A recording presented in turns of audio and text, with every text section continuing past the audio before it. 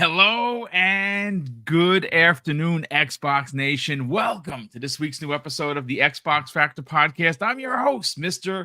BoomStick XL, and my God, what a weekend for Team Xbox. I mean, can we say without even, jiving, if you will, that this show was an 11 out of 10? I mean, 17 first-party games, Game Pass rocking left, right, and center. New games, old games. Some stuff showed that had our minds blown. I'm going to tell you this right now, folks. I know watching it on wherever your big screen was dope, but I'm here to tell you, being in that crowd, like I'm already getting goosebumps, and watching these trailers and hearing the whole crowd erupt was something that I've never experienced before. Like, it was like, if you ever watched your favorite Marvel film, like let's say for instance when Captain America threw Thor's hammer and it hit Thanos and you didn't know who threw it, and when he caught it and everyone in the theater went freaking ape shit, that's exactly what was happening with some of these big games. And well, we're going to get into all of that right here because, man, that showcase, I'm going to be honest with you, I don't know how anyone or even Microsoft could top next year's, because it was powerful. It really did bring back like some like full on, for at least for me, Xbox 360 feels. Like, it really was a powerful show with a lot of amazing games. But let's get into the introductions. Gamsley, what's up, dude? You're normally not here, but we didn't have a show yesterday, so I said, you know what? Let's get Gamsley's hot take on this. How you feeling, kind sir? Yeah, first, before I even start, I'm sorry for the audience.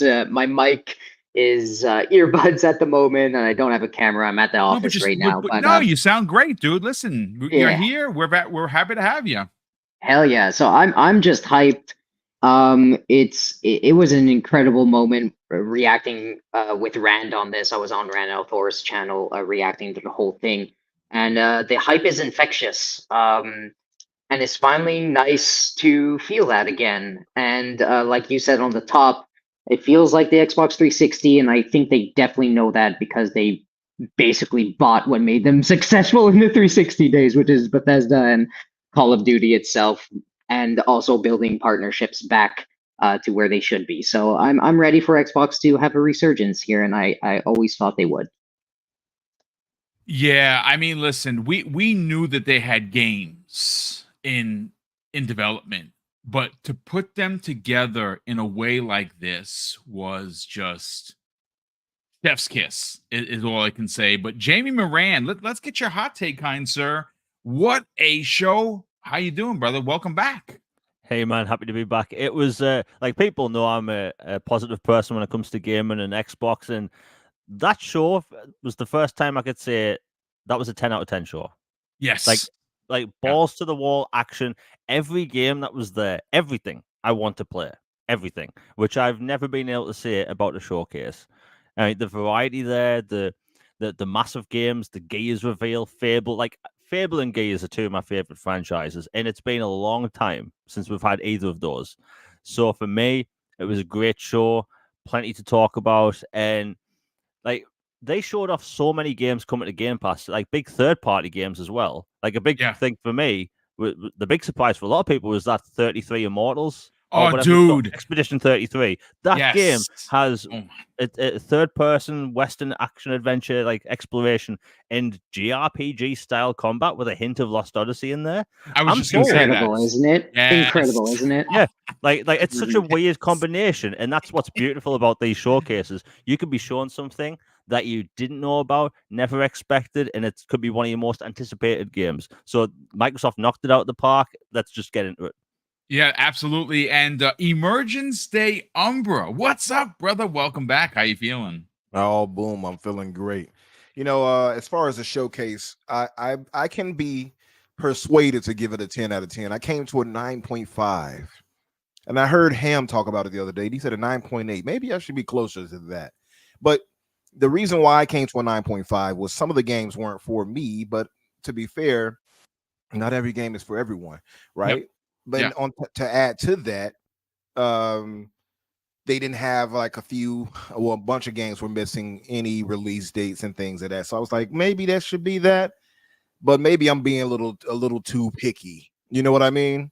So maybe I would have to revise that and give it the old 10 out of 10 it deserves. It is easily the best showcase Xbox has ever had, and I will put it in top 3 of all time at any show Yeah. you had during the E3, show, I guess, month, if you will. My podcast title this week is Xbox is the new E3. So Strong title, dude. and it's worthy of it because what they showed us was, banger, and I hate to say the word like that, but banger after banger after banger, and it's true. Indeed.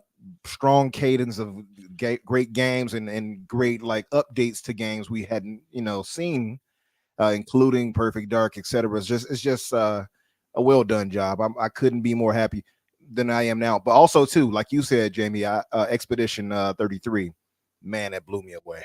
I was like, wow. I don't. What an amazing turn-based surprise games so much. too. Yeah. Game Pass day and date. I don't think it's an exclusive, but it certainly showed real well at the It really showcase. did.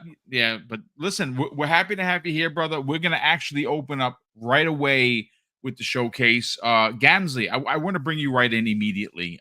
This was 10 out of 10. I don't think there is really any denying what they did with this showcase. I think tip of the spear in the conversation for me is roadmap. What is happening in 2024 and a very solid, hey, this is what's coming in 2025. I don't think they could have done it any better. We know that Indiana Jones is coming this year. We know that Avowed is coming this year. On top of that, we learned there's a third-person mode in Avowed, which is amazing because that's exactly how I'm going to play.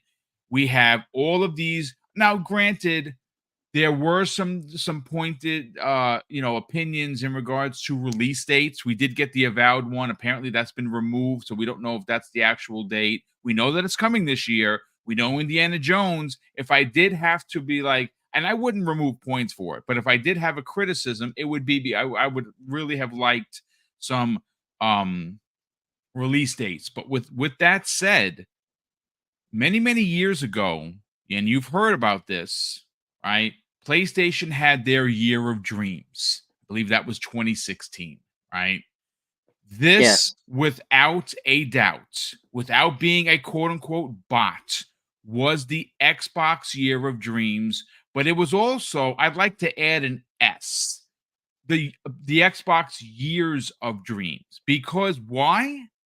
We know what's coming this year, and we have a goddamn roadmap for 2025, and we're still only in the 6th month of the year. That is powerful. Let's talk about it.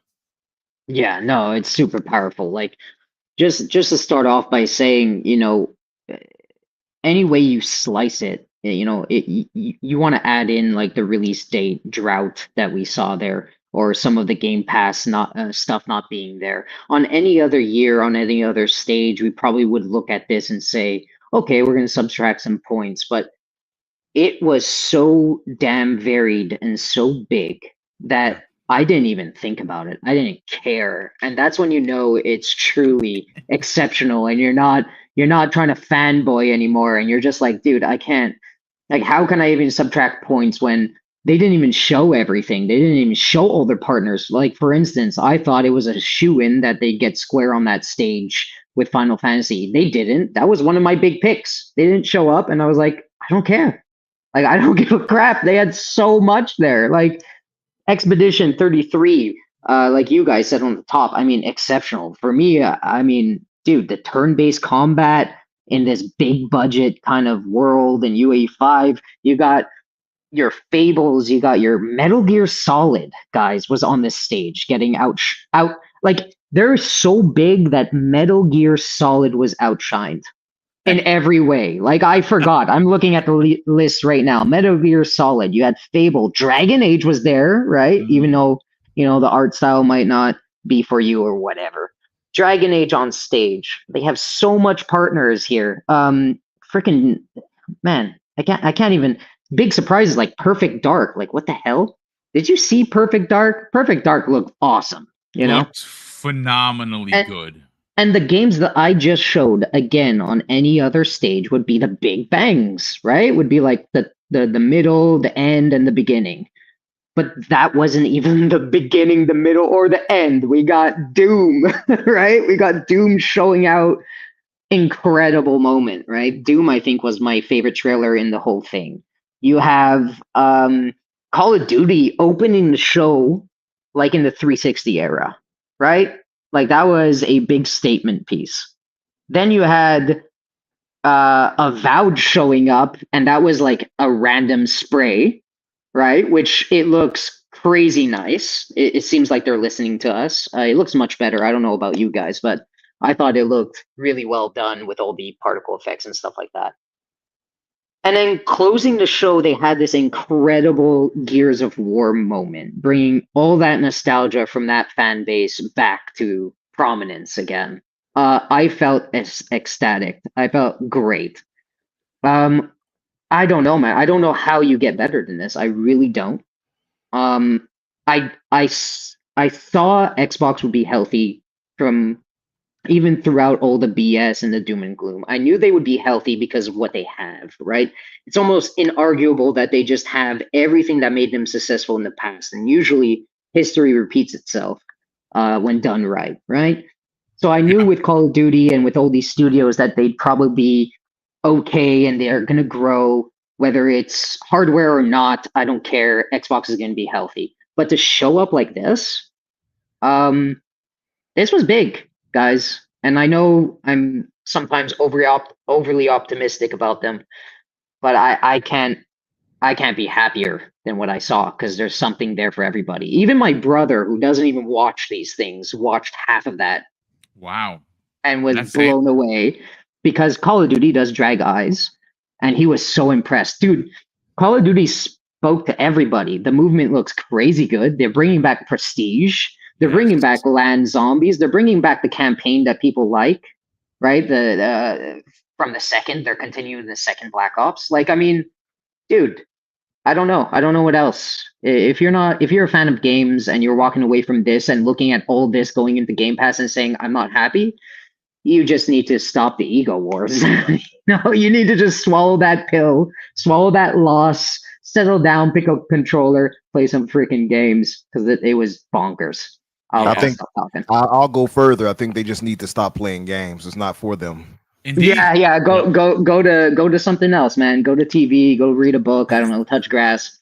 Yeah. Play with your dog. I don't know, man. Something else. I saw somebody. You were going to say maybe they're just not human. I don't. I saw someone who I believe is an accredited reviewer, and I don't dislike the guy. Gave it a 3 out of 10. Yeah, no, it does make sense. Ridiculous. Yeah, no. Just ridiculous. No. Look, I put it to this way. If you put yourself out there and you rate a show that poorly, then all you've done ultimately is expose yourself as a fraud. Again, we don't name names here. We don't have to do that. But I will say that if you are a person, regardless of how many years you've been reviewing or not, if you legitimately sit back in your chair after watching that 2-hour romp of an event and you go, yep, I 3 out of 10. There are a couple of things. Yeah, screw Xbox, right? Like it doesn't make any sense. It doesn't matter what logo popped up there. That would be in any event incredible. Yeah. So yeah. No, good stuff, man. I mean, again, this is we're going to blow the doors off of this showcase on today's show, and of course, we're going to talk about. We have a lot of things. Look at Paris's chat, boom. Paris is in the chat. Look what he said. All right, does he want in? Paris, if you want in for a hot second, brother, let me know. What did he say? Let me know what he said. Banjo wasn't there, Paris. All right, get over it. I will. Dude, I wore my Banjo shirt to that thing, brother. Listen, I'm going to keep hope alive. You already in trouble. He's talking about suplexing you if he see you in person. You know the chill. And I got to tell you, man, I didn't realize how big of a human Paris is. I thought I was a big dude. He towers over me, as you can see by the pictures. So I'm gonna send you a link. you want to jump in for a hot Oh second. no, I'm gonna get attacked. Keep him away. All right, so there's that. You know what, Jamie? Let's bring you in because look, it's hard to argue one way or the other. Some people will tell you there's no such thing as a perfect show. There are going to be people that tell you that this is a great example of a perfect show. Some people will say, "Well, it's perfect, but," and that's fine. I gave it, without even thinking twice, a 10 out of 10.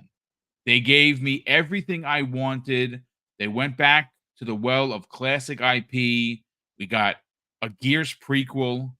Fable looked insane. Perfect Dark, for me, Oh my god, unfreaking Fable. believable. Bro, Fable. Oh Yeah, my god. like Fable. I, you know what? Tip of the spear for me, South of Midnight looked freaking bonkers good. Surprised me how good it looked. Yeah, Dude, me too. It's just like I said, we're gonna be here for a minute, folks. If you're excited, oh, here he is. Let's Paris Lily. Oh What's no. up? Oh no. Mute. Paris. Mute. How Hey, you can feeling, you hear me Paris? okay? Yes, we can. Hey. How you Yes, feeling sir. from your trip? No, I'm good. I'm good. Came home last night, so it was a good weekend though. Good I weekend. got a little to see bit a of lot jet of people. lag today. I'm feeling. I didn't work out. I was gonna work out, and Mrs. Boom was like, "Yeah, you're not looking so good. You should probably skip today." And I decided to listen to her because she's 99.9% right at the time. So I'm like, "Yeah, I'll get back to it tomorrow." But listen, bro, you know, while we have you here, Jamie, we'll come back to you in a hot second.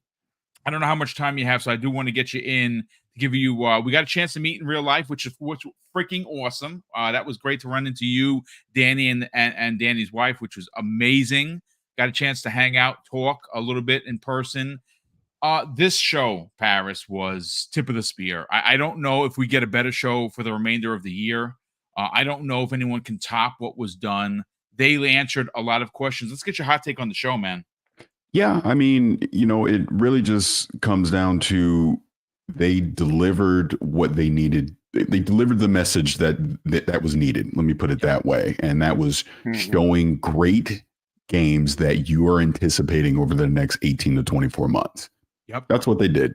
And, to the point of people giving it a 10 out of 10, I obviously was saying 9.5 ahead of time, and I raised it up to a 10, like literally halfway through the showcase. I go, oh no, I see what they're doing. This is because everyone and their mom knew they were going to end it with Gears. And I go, as long as you stick the landing with Gears, this is going to be a 10 out of 10 and show. they stuck the landing, right? Like, yeah, shit. absolutely. I mean, the fact that they went back to Emergence Day versus just doing Gear 6. And, I was fortunate enough to talk to the creative director for this Gears E-Day after the showcase, and this was on purpose. They thought, what was the story that we wanted to tell? What was something that people wanted to see? And he was like, everyone wanted to see E-Day. They wanted to see Emergence Days, and they're going to lean back into the horror aspects of Gears of War. Yes. They, hear these monsters coming out of the ground out of nowhere. How do you react to this? He was talking about Marcus and Dom and I'm forgetting what the wars were called. I'm blanking on it right now, but they were fresh off. Yeah, they're fresh off of those wars, and then Emergence Day happens. How do you react to that? And that's the direction that they're going to be heading with this. So I'm super excited to see it. I personally think this is probably 20-year anniversary Gears of War 2026. I cheekily put on Twitter earlier that might be a good time to launch hardware along with this game as well, but we'll obviously see. Yep. But I just think overall the lineup of games that they showed, I was interested in damn near all of them. Yep. Like I want to play all of them. And the fact that they were saying, hey, the vast majority of these are coming day one Game Pass, things like that. I mean, it was a reason to be excited. If you've been invested in Xbox all this time, we keep saying wait until next year. I feel like they are finally getting to that point of, we're getting Indie this year. You're getting Avowed this year. You're getting Flight Sim this year. You're getting Aura History Untold this year. I'm blanking on other stuff. Pod. Yeah, exactly. So, in 2025, if those games all land in 2025, that is insanity. what they're going to be able to do. So we'll see. This was a good thing for them. They needed this. I don't think I've ever seen this much positive feedback across the industry for an Xbox showcase. I mean, I will stop short of saying this is the greatest showcase ever, but it is definitely the best one they've done in the last 10 years. Yeah, I'd agree with you there. I again, for me, Paris, I would say that as someone that has been invested since inception from 2001, watching these showcases, this might be, I honestly think I can say without a shadow of a doubt, probably my favorite of all time. Like, they've had some really good ones, but this one struck a chord with me because I love the Xbox 360. I don't say it's not my favorite system of all time. It's my second favorite. Dreamcast is my actual favorite, but for Xbox, it's one of my top consoles, and everything that they showed during this show gave me those Xbox 360 feels. Like we were coming back to this amazing time in gaming. It's just and that's the thing. See, we can talk, and it's hard for maybe someone who wasn't there. Being in that crowd, Paris, with everyone, with our peers, and everyone erupting every time. Like, I'm getting goosebumps just talking about it. It was incredible. Sounds incredible. And by the way, I want to acknowledge our tribal chief, Paris Lilly. I saw that tweet, by the way. It was so funny. It was so funny because I was like, I know I had said something a while back about Emergence Day. So I literally just added my name and I put in Gears of War, and I found that. So yeah, that was like 2 years ago. I was saying the Gears of War game I want to see would be Emergence Day. You're just a person trying to survive, or whatever I said. So it's just hilarious. I called that.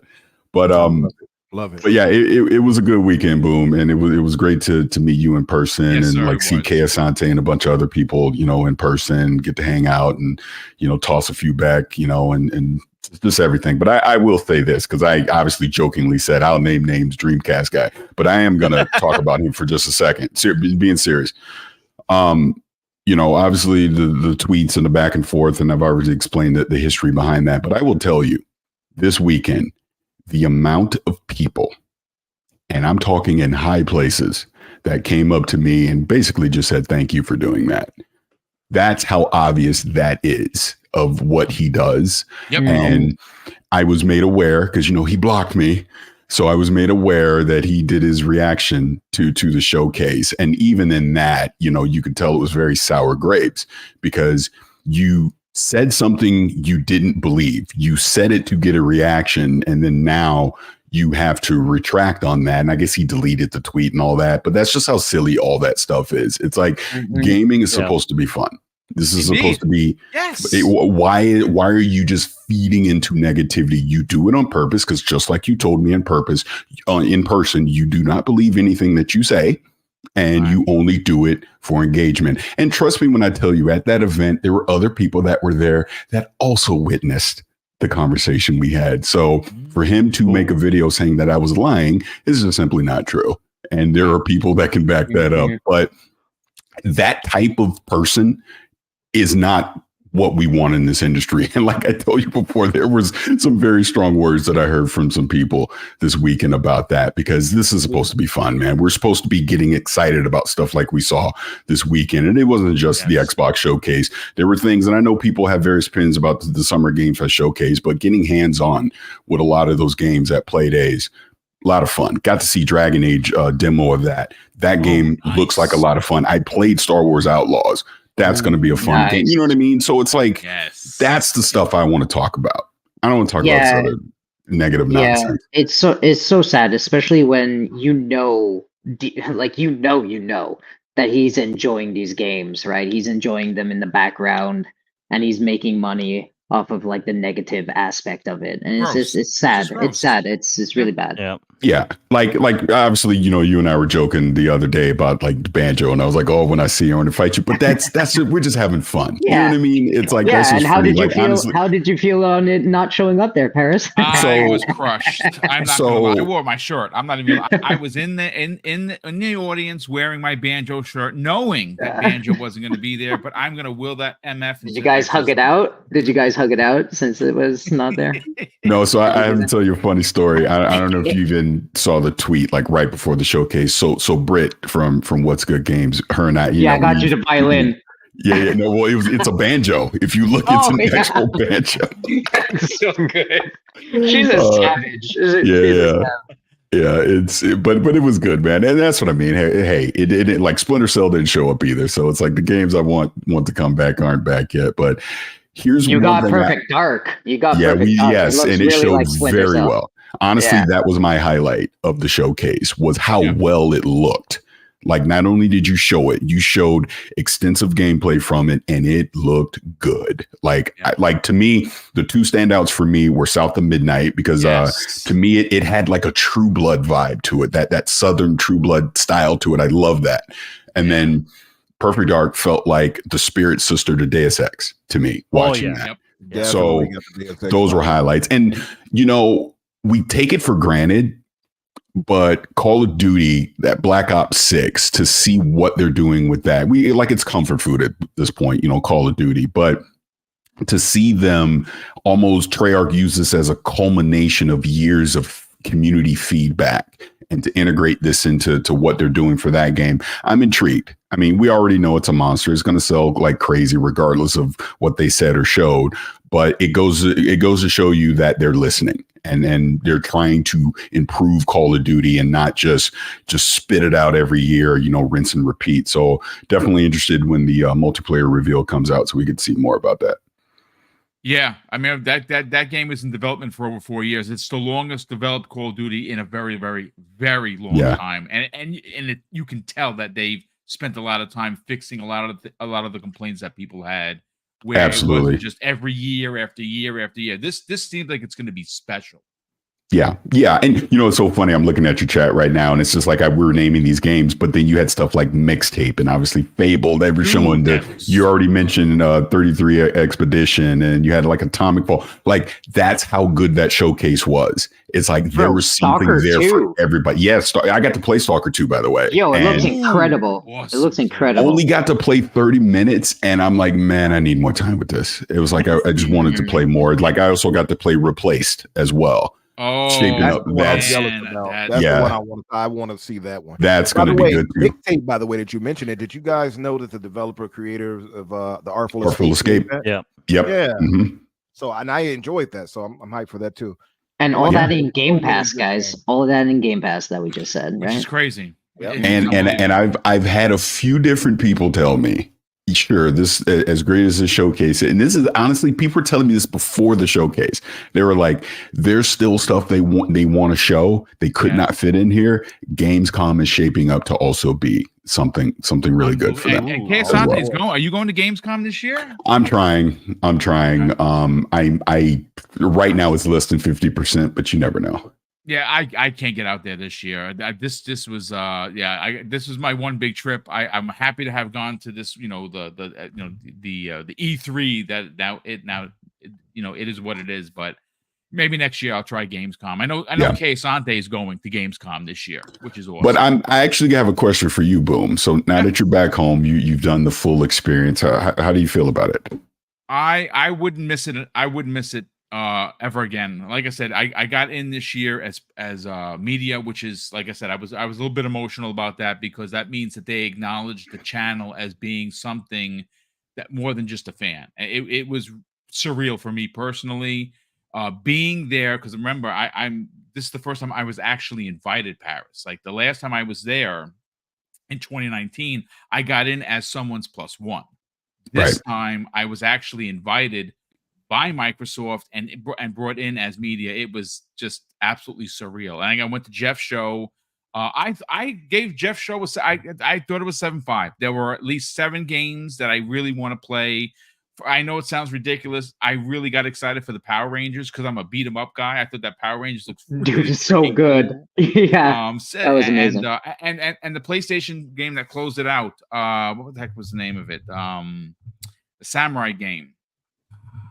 Phantom Zero.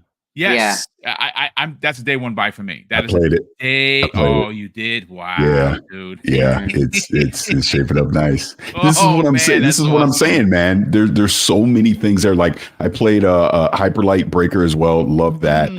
Oh God, I'm trying to think what else like really stood out to me. Wait, so Oh. Phantom Blade Zero Pairs, that Yes. one that was previously made by like 3 developers and they were like a mobile game developer. It's actually legit, is working, is playing Yes. well and everything. Oh yeah, yeah. I even posted boy. a pic of it at the station where I played it at online yesterday. Another game before I forget, Blumhouse Games. What they're doing, I got to play Fear of the Spotlight. Fear of the Spotlight is nice, really nice. 90s so cool. horror throw. Yeah, it's good. Good. Yeah. It has that PlayStation 1 horror style, which I like. Yep. Mm-hmm. Yeah, I don't know how you could walk away from this weekend not excited for gaming. Like I get it, people have their preferences with boxes, and I totally get it. I'm an Xbox guy. I don't try to deny that, but I am not going to deny myself enjoying a game like Phantom Blade Zero because it's only on PS5. I'm not going to do that. But Here's something else I want to say while I'm here, because as you know, Boom, I told you this in person. I'm a lurker. I lurk. Yeah. I listen to because I want to know what people are saying. Right. I try to make sure I'm understanding what the community's thinking, what they're talking about. So I was listening to a Spaces earlier that was over the weekend. Someone recorded it, and it was a mix of Xbox people, PlayStation people, and all that, blah blah blah. But the argument was over what Phil said during Ryan McCaffrey's interview. Yeah, you know where I'm going. God. And here's I said this before, and I will stand by this. He told you. So now you know. Right. Whether you like it or not, they will continue to put more games on more platforms. Look, clearly the message has changed from what it was a few years ago. People try to throw all that stuff up. Fine, whatever. As we sit here in 2024, he is telling you we're going to put more of these games on more platforms. Obviously, Doom is going to be a day one thing. Yep. You either accept it and continue to play the games, or you don't. And to hear that be the argument, that was the entire discussion, was about that versus all of these great games that are in front of you. I don't care if they're on Xbox. I don't care if they're on PlayStation. I don't care if they're on PC. I care that I get to play them. That's what matters. Listen, I'll tell you this, Paris. I'm an old man, right? And listen, I've said it. I have to accept that it is a business. And they don't go based on emotion. They don't make money on emotion. No. Would I like for Halo, Gears, and Forza to stay as Xbox exclusives? Yes, I would.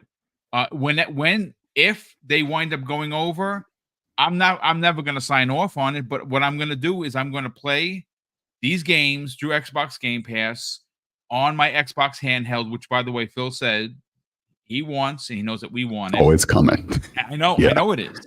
And whatever the next hardware is. And I'm still always going to be an Xbox guy. Again, I don't like it, but I also have to accept that these are the changing times in gaming. And look, I'll say this, and this is not a defense of Xbox. I'm telling you, PlayStation may not be doing it today, Paris, but they will be doing it at some point. They will see the money on they will see the writing on the wall, and they're literally leaving money on the table. I will say this without breaking any kind of embargo. I am looking forward to when I can talk about my hands-on time with Lego Horizon. I'll just put it that way. Interesting. Okay. All right. Looking forward to that. But to the point of what you're saying and all that, it's like, yeah, you may not like it. It's obviously weird. We've been used to the way it's always worked. They keep telling you things are changing.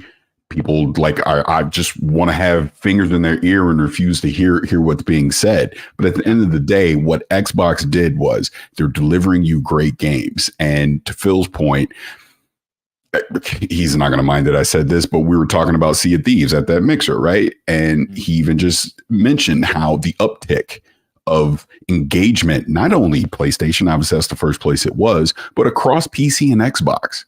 Yep. That they put it on there. And look, you can do the console war, fanboy nonsense, whatever. But the point is more people started playing the game. That's all that should really matter at the end of the day. And the way I'm looking at it, when Gears E-Day comes out, I'm playing it. When Fable comes out, I'm playing it. You know what I mean? Indiana Jones and all that. I'm not worried about, oh my God, a year from now or 18 months from now, it might show up on PlayStation. Who cares? Plus, it's on Game Pass too. So if you subscribe to that, why do you care? That's just me personally. Me personally, as a gamer, like you said, an old man, I don't have time to be arguing about stuff. And that I tweeted that yesterday. A lot of the conversations I was having over the weekend was how freaking dumb all this console war stuff is. That I'm just telling y'all now. To be quite honest with you. We're such a tiny percentage of the overall people that play games. Think about it. When Phil was with Ryan talking about, hey, we're going to put multiplayer, everybody started cheering. Because they're not, these are just the normal, average, everyday gamers that were there. Yeah. They don't care about this stuff. Most of them don't even know. They just play the games on the system they have.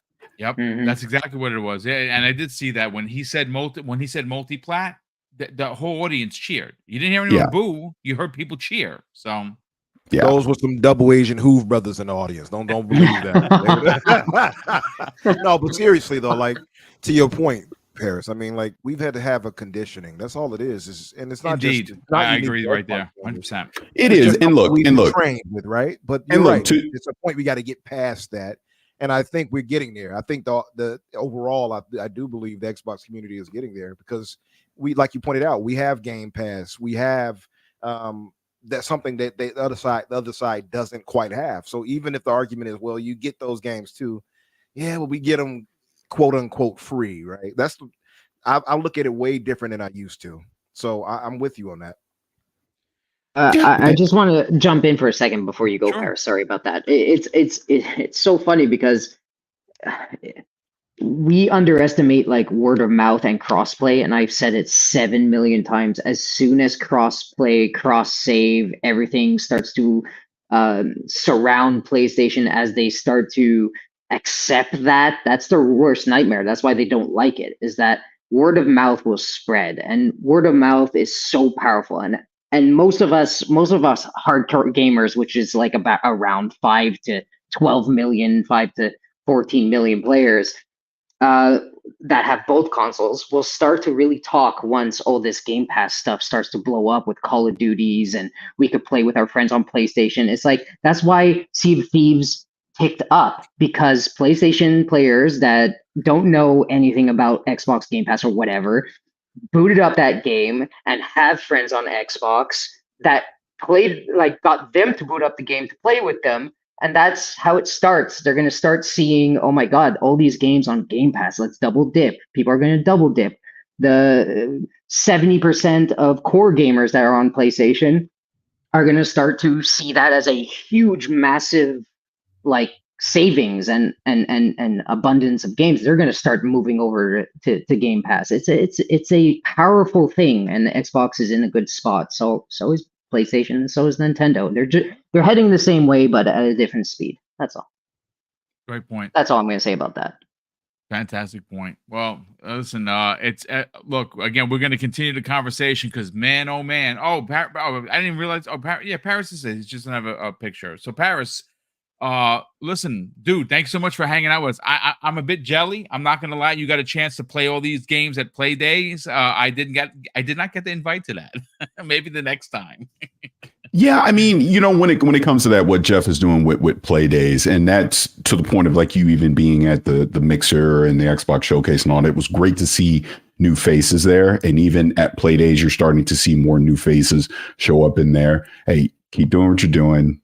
Stay consistent like you are. I mean, it's a process, as you know. It just doesn't simply happen overnight, but he's growing it out. It's getting bigger. Like Play Days was 3 days this year, and that still wasn't enough time to see all the stuff that they had. So, you know, hey, we love doing this. That's just, I will keep saying that until I'm blue in the face. It's like, I do this because I love to do it. And, you know, I want to have fun doing this. I want to, the whole point of the weekend for me was seeing people like yourself in person. Dude, yeah, me too. That's what I care about.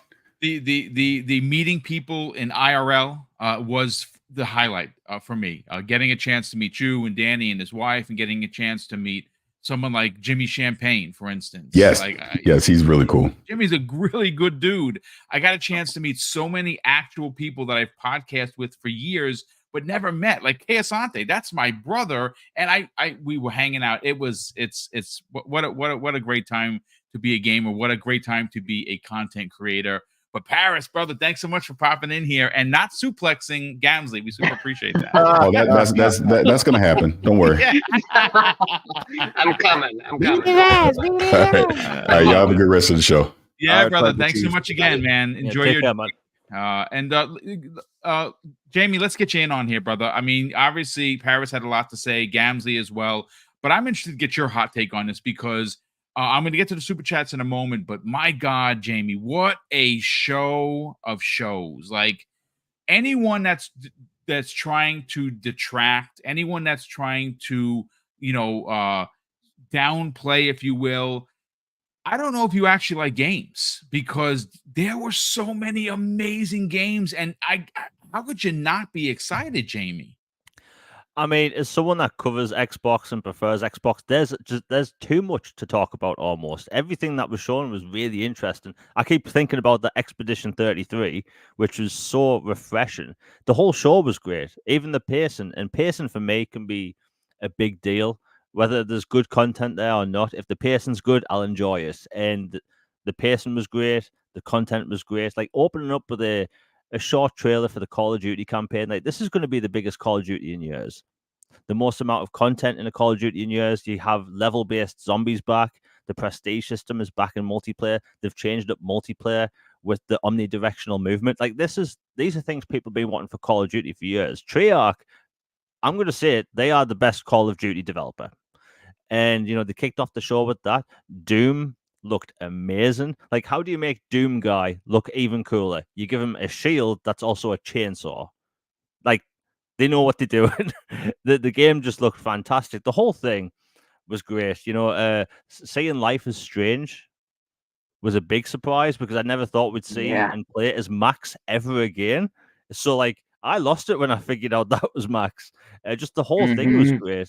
But like the Game Pass announcements, there's been, like, as Boom said and as Paris said, these detractors for months now that they try and push the whole negative Game Pass thing and how Game Pass isn't sustainable and stuff. But like, you look at the content that was there and the big third-party games that are going to be in Game Pass. Like they clearly have, like, Microsoft, they are all in Game Pass. Developers are willing to put their games in Game Pass because they make money up front and they get sales off word of mouth. It works. Developers have came out and like spoke about it, so it definitely works. But like even like as Paris said, the roadmap thing, right? And as you said, Boom, the roadmaps are important for gamers because we love to know what's coming out. Like we make content, we make podcasts about things that are coming, the rumors and stuff. And people want to know what they're going to be playing in the future. The thing about Xbox is there's things to talk about. We're excited about the games coming. There's expansions for existing games, updates. We know about new announcements. We actually saw gameplay for a bunch of things like South of Midnight looked phenomenal. It has that Arcane / Spider-Verse like art style, which I love. Yes. And like the gameplay looked super smooth. The soundtrack was incredible. Yes. And like that's 2025. We saw Fable, which we saw more gameplay. 2025. It looked even better. And that's a 2025 title. And like Playground Games, British studio, knocked it out of the park. Because my biggest concern with Fable is, can they get the humor right? They bloody did. It was incredible. Oh, yeah. And the whole show was great. I've got the list next to me because Microsoft literally showed too much. Perfect Dark. I've loved Perfect Dark since I was a little kid. And do you know what else I love? Mirror's Edge. Guess what else I love? Deus Ex. This Perfect Dark game is literally all three combined, and I love that. I love that, and I'm obsessed with sci-fi, and that's just a level of cyberpunk I want in my life so much. Perfect Dark looked amazing. The gameplay, the gunplay, the parkour, first-person parkour is extremely hard to do. I've only ever played 2 games that got it right, and that's Dying Light 2 and Mirror's Edge. No one else has done it quite as well. But let me see. Mixtape, cool indie game, Flight Simulator 2024. But back to the whole roadmap thing. We like to know about what we're playing. 2025 looks packed already, and it looks like a stacked deck, dude. Yeah, for real. and we still haven't seen everything. And Microsoft have been saying for years now that they want to get to a point where they have a big, marquee title every quarter. And people thought it's impossible. Even I thought, to an extent, it might be impossible, at least for a while. And it looks like Microsoft's actually going to get to that point, which is it's great because for years Xbox fans used to hear and tell each other, wait till E3. Microsoft always held all their titles for E3 and never announced anything throughout the year. Now they have so many games in development, they have to announce things just throughout the year in general. Excuse me. And like we have a roadmap now. Xbox fans have a roadmap. For like, I'll put it like this: Xbox has had this hate on them for months for Yes. reasons. Microsoft they aren't exactly the best at messaging. We all know that. But I was going through YouTube last night, and the huge content creators, and I mean multi-million subscriber content creators, were saying this was not just like the best show ever, or not just the best Microsoft show ever, but the best show ever. Like the really huge channels, and like these people that actively in the tend to bash Xbox a lot, they love the show, and these like I want to call them normies, but like the regular people, the masses that pay attention to these people, saw hype for an Xbox show by large accounts that tend to dunk on Microsoft. Like everyone loved that show, and I know Dreamcast guy was mentioned, but like giving a show like that a 3 or a 4 is just nonsense. It's pushing hatred. It's pushing negativity in gaming because that gets clicks. It gets money, unfortunately. But it was a damn good show. And if anyone can watch that show and think it was bad, they just don't like games. Yeah, They had I agree. variety there. And that's what Microsoft had to do. Microsoft had to come out the gate and prove that they have the games what people want. Like all the rumors for months was Gears Collection, Gears 6, and they came out and showed Gears of War E-Day. Nobody expected that. No, Nobody. no, And that was no, beautiful. no. And the reactions to that online, seeing Marcus and Dom, like people were legit getting emotional. I'm not going to say I'm not going to say I was crying, but someone in my room was also cutting onions. There were a lot of man tears, brother. Shout out to Shadows, who's going to be on our Thursday show. That dude broke down and was just bawling, and that's because he's such a gear. The guy's super. His whole channel is based on Gears. No one knew that was going to happen. I don't think if you had 100 guesses, and we're actually going to get into that on the backhand because I really want to talk about how big of a deal this is and what it means for Gears. Yeah, I have a very important story on Gears. Yes, save that for that topic, brother. Yeah, I'll save it. Yeah, I'll just quickly say that Microsoft had to come out the gate and prove that they had games coming, big games, new games, and they did that. But they exceeded what people thought they were going to do. People went into this thinking, okay, we're going to see Halo multi-platform logos and all this stuff, and all of the big rumors turned out to be false. Nothing like that was there. Yep. The Xbox handheld, that's probably still going to happen at some point. That's a story for a different day. But Microsoft, they knocked it out of the park at the right time. And that's what they needed. Gamers know what games are coming. We know that big games are coming to Game Pass day one. And for the first time in, I want to say months and months, gamers look genuinely happy about Xbox. The multi-platform stuff, like at the end of the day, who really cares? People will argue in spaces all day long. But as an Xbox fan that has a huge Xbox library of hundreds and hundreds of games, just because they may put, I don't know, Age of Mythology on PlayStation in a year, does that really do anything to me? Not really. I don't care. People can play it on PlayStation a year and a half or whatever. I just don't care. And as Jez has said, Jez Corden from Windows Central, he said that there are no active multi-platform titles in development. So people need to calm the brakes or whatever the saying is, and just like I want to swear, but I won't. Just calm yourself and just enjoy the game. Just enjoy the games. Yes. Listen, like I said, it's a well-driven home point, Jamie. Definitely, I think that's what people need to do. Stop worrying about what could happen, what's eventually going to happen, whether that's 18 months or 24 months. Let's enjoy the now. The now is Xbox does have games. I would dare say they have too many games, especially coming in 2024 and 2025. And mind you, you literally, ladies and gentlemen, just heard Paris Lilly of the, who again, I think he knows what he's talking about. Not only does he work with Greg Miller and those guys over there at Kind of Funny, he works with Danny Pena over at Gamertag Radio. He's been in the business for quite a bit. He was invited pretty much to everything. Gamescom, according to Paris Lily, is going to be something. So you know what? That means that more announcements, like let's say, for instance, My Wish, Killer Instinct 2.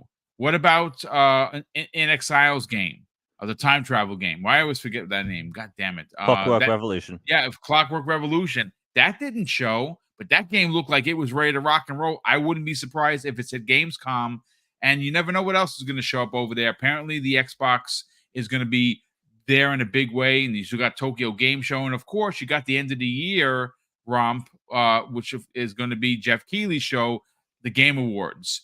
But listen, let's bring first of all, hey, Fuzzy Belvedere, what's up, dude? Welcome back, brother. How you feeling? Feeling great. Good morning, everyone, or good afternoon, everyone. Glad to be here.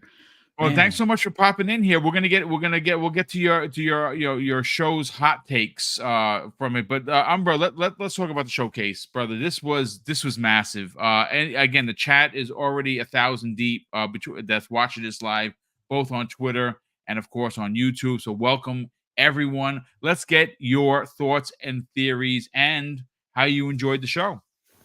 So for me, I watched it in a watch party with some friends and such, and I mean, I know it can't replace or won't touch the what you all experienced being there in person. I felt salty, but listen, I had to get this PC, okay, because I had to ascend to new levels, so that took me out of the run. Oh God, that took me out of the running of going this year. I mean, I feel sad about that, but at the same time, yeah, listen, it had to happen. But next year, I plan to go for sure, Boom. And seeing what they did here, people in the chat are saying it already. This is what we want from Microsoft. This is the type of energy they need to push. Not that, oh, kumbaya, hold hands, and well, we're trying. Like, no, stomp your foot down and put your boot on the neck. And this is what this show was. It was a boot to neck session. That's all it was. The pacing was beautiful. They start off with Black Ops 6, and you know it's looking like Flint from G.I. Joe riding that bike, jumping over people. Boom. I thought yeah, it sure did, didn't it? Yeah, I thought of you. I'm like, oh, G.I. Joe man right here, flying over people. It had the Michael Bay thing going, of course, stuff blowing up. I can't wait to play that campaign, and it's coming to Game Pass. And Paris said it best. That right there is just a comfort food. Like, we know already about that. That doesn't wow us, right? So, but it still looks great. It looks excellent. They got new stuff. They added new movements, things of that nature. All of that good stuff. Somebody else mentioned it in it. I think it was Sea of Bravos in the chat. Sea Lord of Bravos. He mentioned that he was so hyped from the 1 hour and 1.5 hours show. The after show didn't even matter as much because he was still on a high from that. And that's what it was for me. I didn't even watch the after show until another time. I was too busy geeking out over everything we saw here. I'm still trying to process everything. And it's like you said, you start naming games, you kind of forget other games. That's how much great stuff was shown and so much that we all want to play. Like, I've never really seen a show deliver so much in such a great pacing as I have with this. And this is why I said this Xbox is the new E3. And why do I say that? Okay, we got Call of Duty. Now, that was formerly third party and just, whoever got marketing. Well, now they're Xbox, but okay, but that's one. We got Doom, which was pure adrenaline, seeing the skulls get crushed into a gun like a machine gun and getting shot out at enemies, seeing him drop down with the shield. I dubbed him Captain Doomslayer the Barbarian when he got the fur cape on him like a pimp. I'm like, come on. His armor looks spectacular. The visuals we see for this thing almost looks so good. It almost made me question Unreal Engine 5 a little bit. id Tech. I was like, okay, I see what you're doing here. Almost. dude, his hair, like that, like Doom guy's hair. I don't know, his fur or whatever. Oh man, so cool. It was spectacular. It was pure adrenaline in video game form. That's all it was. And you hear the music kicking in, you're just getting hyped. And Boom, I know you're hyped for that because I know you played the hell out of that. But indeed, I know we previously thought it was Doom Year Zero, right? I mean, it's technically that right? But it's Dark Ages, so it's a prequel as well, I believe, right? So then you shift over to State of Decay. Excuse me, State of Decay 3. Now, I'm not even a big State of Decay fan because I have never really delved into them. Part 1, I played a bit of it. That was really it. It was never really my thing. But then you look at that and you see the visuals improved like we wanted it to. You see, and after the fact, you find out all the people they worked with to help get it right. They collaborated with Obsidian to get the shared world feature for like Grounded had, for instance, and enabling flexible online co-op, and world co-owned like by people owned by multiple players, right? They get the coalition to help them, the mighty coalition to help them with Unreal Engine 5. And then you see, so in between the trailer cuts, the lady shooting the sniper, or the guy shooting the pistol off, or and you can see, okay, yeah, they're on the right path. The game looked gorgeous. I'm hyped to play that. Cannot wait to get into it.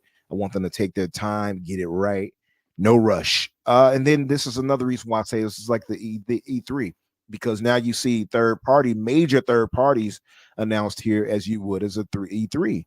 Dragon Age, the Veilguard is shown here. Now, they didn't go into the gameplay yet, which obviously we knew they wouldn't, but you see that. Then you know what looks stunning?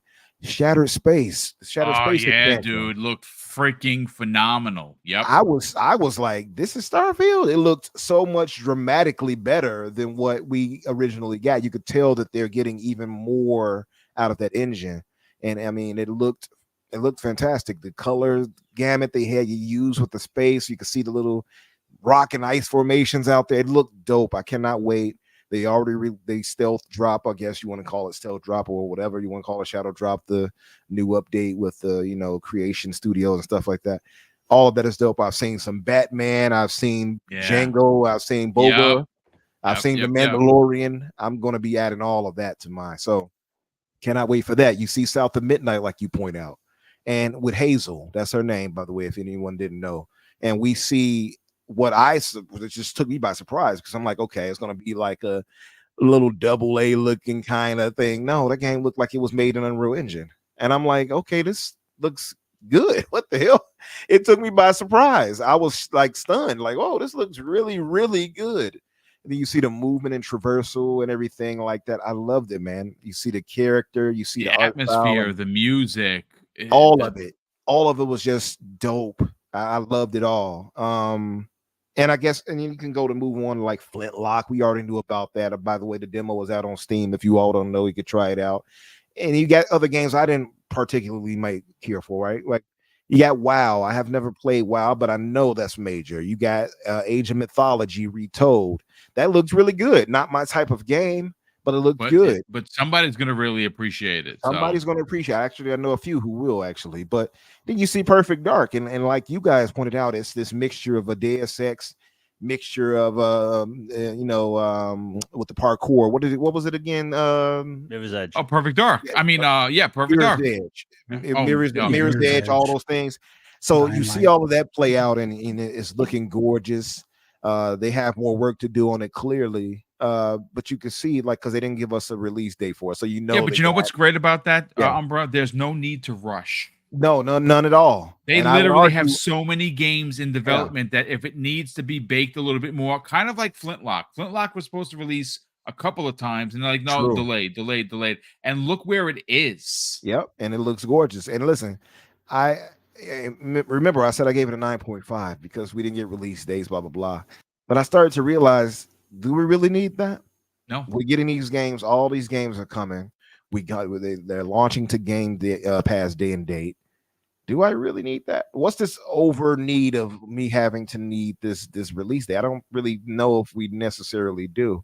So my score, I'm going to actually take that up to 9.8. And I'm being trifling right now because I could just give it a 10. But but listen, I'm at a 9.8. By the time I finish talking, we get past that Gears part, I'm going to be at a 10. I'm going to tell you that right now, and I'll tell you why. Fable.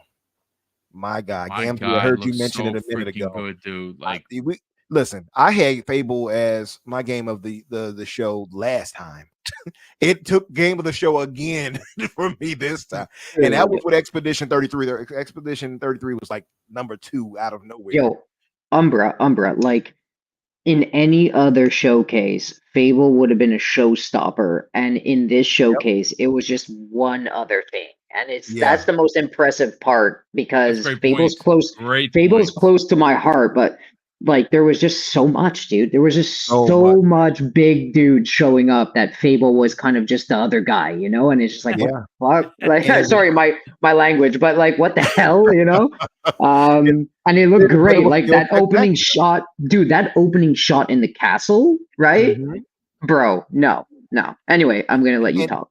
and even going past that, like just seeing, we actually saw unquestionable gameplay where she was walking through the towns and walking towards the front and Yeah. fighting a guy. Like that was clearly gameplay, and I'm like, no way in the world that they actually nailed that, and that's actually gameplay I'm looking at. Like, who would have thought we would get to a point like this? This is the stuff I'm seeing, and like when I saw Hellblade on the PC or whatever on Xbox too. But when I saw it, I'm like, this is a game. Like, what? How do we get to this? This Yeah. is it's like it is that good looking. Like you could tell it clearly it's a game world, but it's that good looking animation wise and everything. Is lighting. It's just The charm the is charm, exceptional. everything. It just had me stunned. I was like stunned watching that. Like, wow, like I was giddy, like a kid again. Then we had other games too, like we mentioned was Life is Strange. Like I love Life is Strange, the first game. I haven't really gotten through part 2, but I love the first one. So for seeing Max return, that was dope.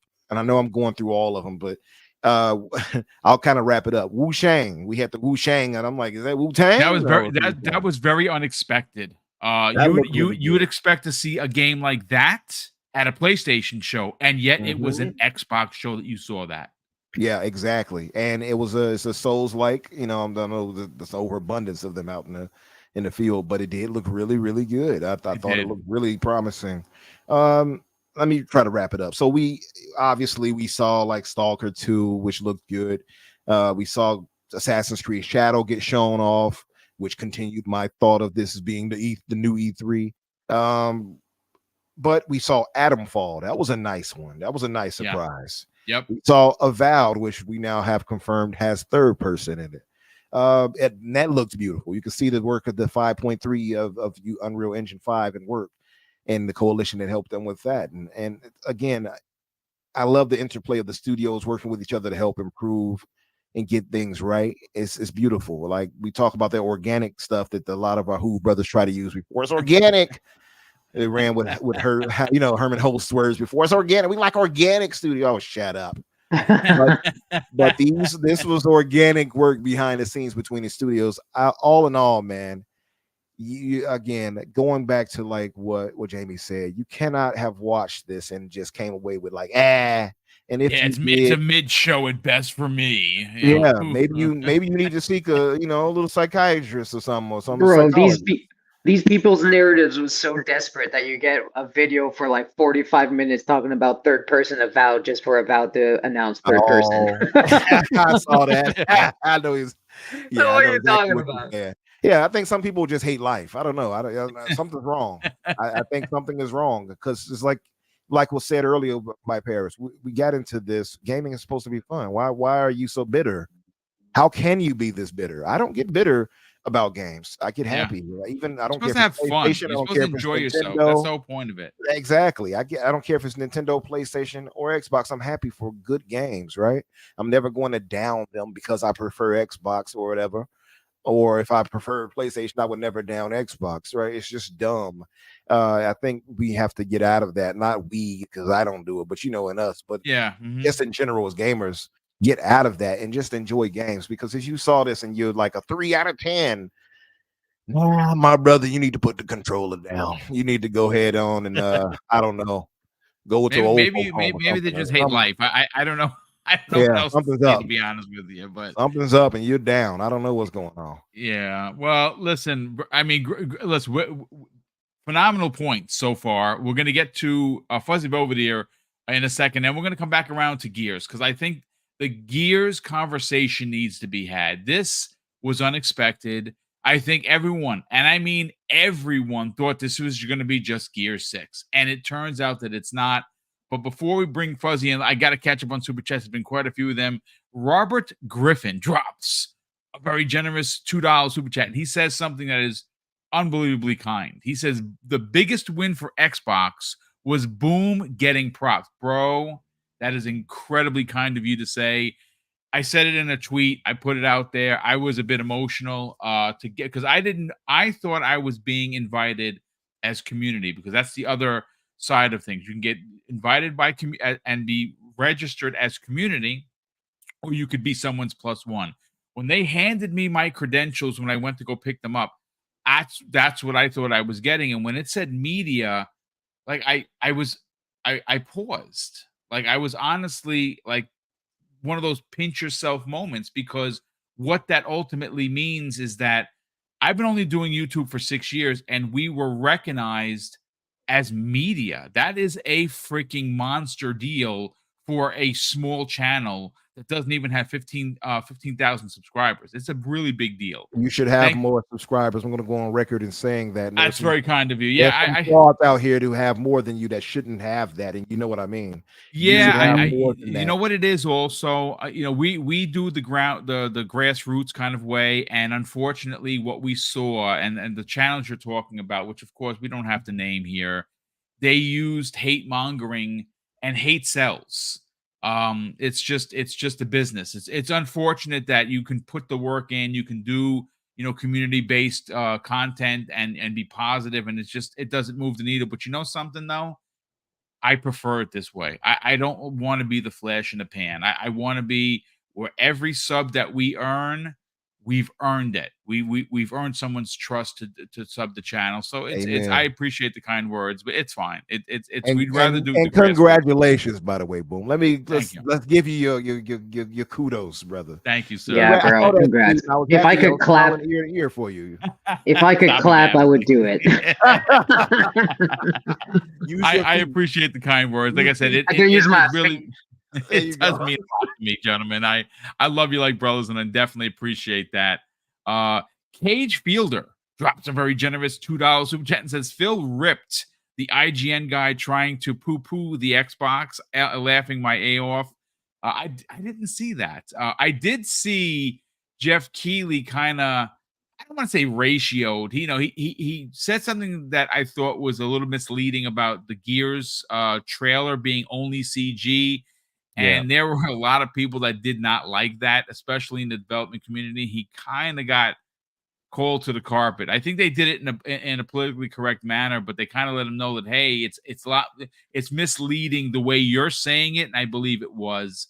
And I don't know if he was trying to be, you know, facetious or not. I honestly don't know, but it got taken care of.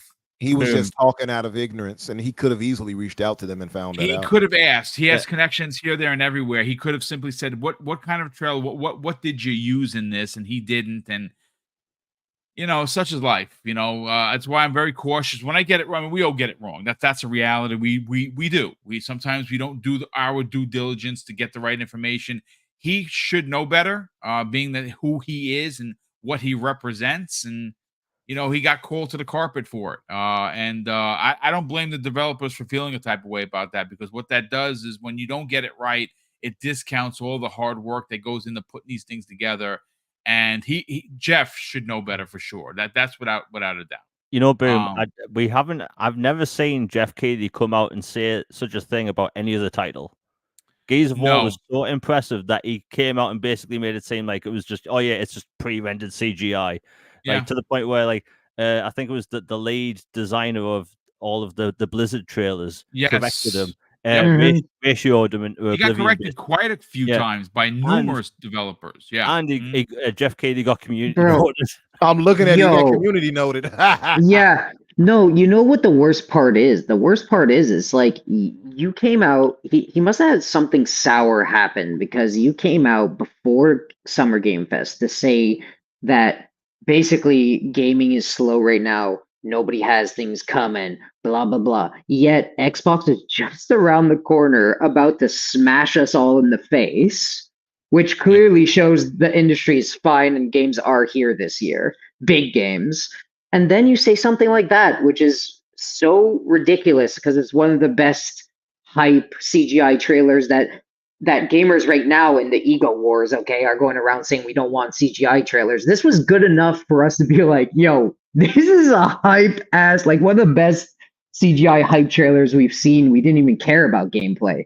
Like it looks incredible, and the assets look incredible, and it's more than a glorified CGI trailer. It's really well made content. The Yeah, power of Unreal Engine, brother. Indeed, for sure. And again, it's a little low bar for him, to be honest with you, to kind of do that. I don't know what his motivation was, but it wasn't good. And unfortunately, he got called out for it. And like I said, I'm here to defend the developers because, you know, you're right, Jamie. I don't think I've ever seen Keighley actually go out of his way to say, "Hey, this PlayStation game, what a CG trailer." He's never done that. He's never done that to Nintendo. He always seems to do it to Xbox, and then you'll get people like, "No, there's no tax, or he's not picking favorites." Yeah, he kind of is, and he just did it. He did it for everyone to see, and I don't understand the motivation personally. This Why? is how you can tell what people are like. So if you go back to the Game Awards in 2020, yeah, we're taking a trip down memory lane. Game Awards 2019. The next gen Xbox was first shown off. It shocked everyone, right? Yeah, it did, absolutely. Jeff Keighley didn't look phased or excited, and then 5 minutes later, was it Godfall or something was shown off, and there was a PlayStation 5 just wrote down, not even the logo, it just said PlayStation 5, and he looked so excited. He looked like a child had just been given a lifetime pass to Disney World, right? Just overseeing the term PlayStation 5, and it's like he has to be professional, but you can clearly tell with a lot of people in the industry, they let their inherent bias interfere with their work, and it shows. Like, I've never seen Jeff Keighley come out and say, "Hey, The Last of Us 2 trailer pre-rendered CGI." No, stop it. No. We've never seen it ever. And he was sour because look, the Game Awards, sorry, not the Game Awards, the Summer Games Fest didn't have that one more thing. It's apparently a slow year. It's clearly not a slow year. There's plenty of cool games coming out. There's someone that posted about upcoming games. Exactly. This year is absolutely stacked. And Microsoft didn't give him a game to show. That's the big deal, right? You know, just before Summer Games Fest, it came out how much these developers have to pay to get their game shown. Dude. Well, guess what? Microsoft didn't pay for 2 minutes of a game to be shown. They just didn't. And it's like imagine if Fable or Gears of War E-Day was at Summer Games Fest rather than the Xbox Showcase. That would have completely changed the tone for Microsoft. Summer Games Fest would have had, you know, a few more points added by people because people are saying Summer Games Fest was like a 5 or 3 or something. I enjoyed it. I gave it a 7.5. Yeah, because there were a couple of games that I really wanted to play. That's what I wanted to play. I would say that it was a 7 for me, but I enjoyed the pacing and stuff. But I think, you know, him coming out like that was extremely unprofessional. And like, he does these polls after showcases, and after Summer Games Fest, people were rating it a D on Twitter. Yeah. But when the Xbox poll came out, it got A. I think it's like 66% A, and that's ridiculous considering like there's probably a lot of PlayStation people that follow him, but it was an impressive show. You just can't deny that wasn't impressive. And Gears of War blew people away. It came out that, you know, Gears of War E-Day is going to have 100 times more detail than Gears 5. Gears 5 still looks amazing. Insane. So, like, we've seen what an Unreal Engine can do. People can say, oh, it's because, you know, Hellblade 2's on Rails, or it's like a linear game. It's like, no, we've been proven time and time again that these games can look impressive and look better. Like, last year, people were saying Fable will never look like that. This year, we saw actual gameplay. Yeah, you did. Literal gameplay, and it looked even better. I think Jeff Keighley came across as being sour, and as a British person, we're known to make people sour very easily. He was sour as grapes. Yeah, and look. I said this before. It's okay to have a preference, right? But ultimately, when you have a position like he does, you are supposed to be a diplomat. You are supposed to be welcoming. You're not supposed to pick sides. You're supposed to be out there. You represent gaming. Gaming is more than PlayStation. I'm sorry, folks. Yeah, surprise. Gaming is more than the PS5. There are other platforms. There are other developers. There are other things that move the needle more than just the PS5. Sorry, that's a fact. And sometimes, whether it's his bias, whether it's I don't know what it is, but again, I thought it was a really bad look coming off of an average Summer Games Fest, that he goes and he says something about Gears, and then of course, in my opinion, this is just me, he was ultimately embarrassed by a couple of developers that came out that did not like that. And I'm glad the developers came out and told him about himself, because he's not above it. I'm sorry, he's just not. They ditched him for the real E3, Xbox. Well, I mean, I'll put it this way, he keeps putting out mediocre or average or less than average Summer Game Fests. He may go the way of E3 eventually as well. So we will soon see. Curry Cosmos dropped, who's been a channel member for 4 months. Thank you so much, Curry, for the very generous support. First time doing one of these, might as well express that 10 out of 10 show. Great to see excitement again. Absolutely. The excitement is, I even think PlayStation fans are excited. I really do. I just think there was so many great games there. Whether they're coming to PlayStation now or in the future, I don't know. But, if you want to play these games, you're going to have to get an Xbox, or you're going to have to wait. And there are a lot of games that I personally would not wait for. Kingfish 737, who's been a channel member for an outstanding 28 freaking months. Brother, thank you so much for the support. He says, hello, Boom and Panel. The showcase was definitely a 12 out of 10 for me. I am hyped for Avowed and third-person view. # gaming is for everyone. Indeed. We have Thunderdome Gaming Society, who's been a channel member for an outrageous 9 months. Thank you for the outstanding support. He says, I've been trying to find out who has written the story for Gears E-Day. If it's Karen Travis, who wrote Gears 3 and the novels, then E-Day will be fire. You know what? I'm going to look. I'm going to try and find that information for you. If I find it, I'll DM you. ADM drops a very generous £5 super chat and goes on to say, you got everything on Game Pass, all games, all genres, biggest games with greatest consoles, with most features. You already won for life with Xbox. Indeed. I mean, it's a winner chicken dinner if you're an Xbox fan. I'm sorry, it just is. Will Broke Boy Lewis. Well, Broke Boy Lewis, brother, thanks so much for being here. And of course, thank you for the outrageous $10 super chat. And Will goes on to say, just got on, and sorry if it's already been brought up, and bring up bad memories. Paris, did you see Dreamcast guy gladly take the L for the 4 out of 10 rating? He was basically just deleting his tweet and gave it an 8 out of 10. Yeah, I know, he must have been like nails on a chalkboard for that dude to do that. But when you get it wrong as bad as he did, you got to save face, even if it's going to mean getting egg on it. Leonard Herrera, who's been a channel member for 27 months. Bro, that is crazy generous, Leonard. Thank you so much for the support. He says, this Xbox show hit on all cylinders. One of my favorites of all time. Thanks to you all for what you do. Gamers to be excited. Brother, thank you so much for that. You wanted to say something, Gamsley? Yeah, I was just gonna say, well, see, this is what happens when I remember saying this on the show quite often. I'm individualistic, I believe that if you just stick to your guns and create good content to an undeniable point, even the haters and the biased people can't possibly point it out forever. So if Xbox comes out here and delivers this type of bang, and their games land with a consistency of 9s and 8.5s, and they are undeniably good, which a lot of other publishers do put out there, Nintendo, PlayStation, whatever.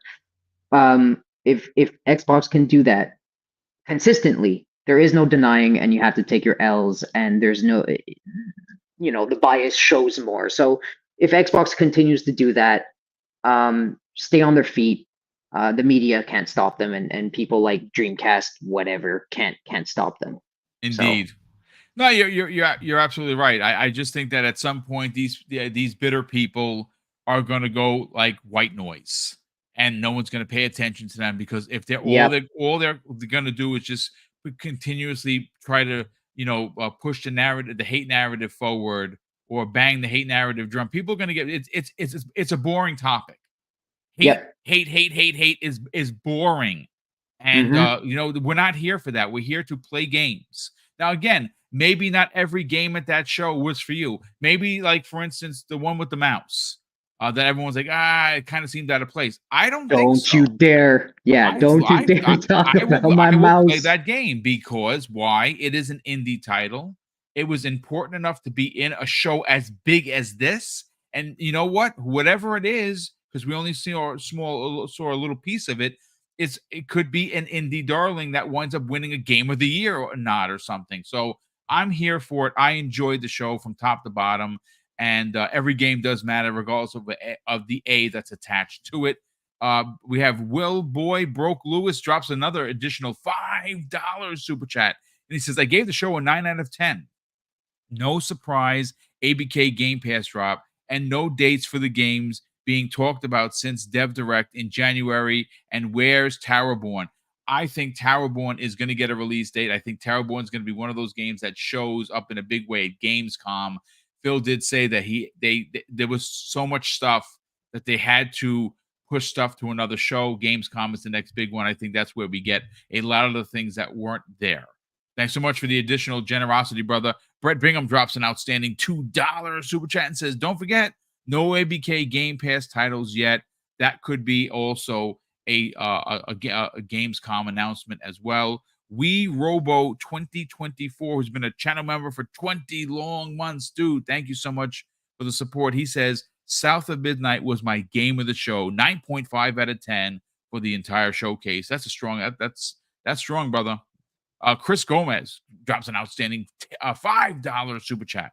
He says, congrats on going to LA on media creds. Brother, that's very kind of you. Thank you. Boom. I am hopeful for Fable and new IP success like South of Midnight to lead the way beyond established IP. Yes, I loved all of the new IP. And I like the old stuff coming back. Fable needed to come back.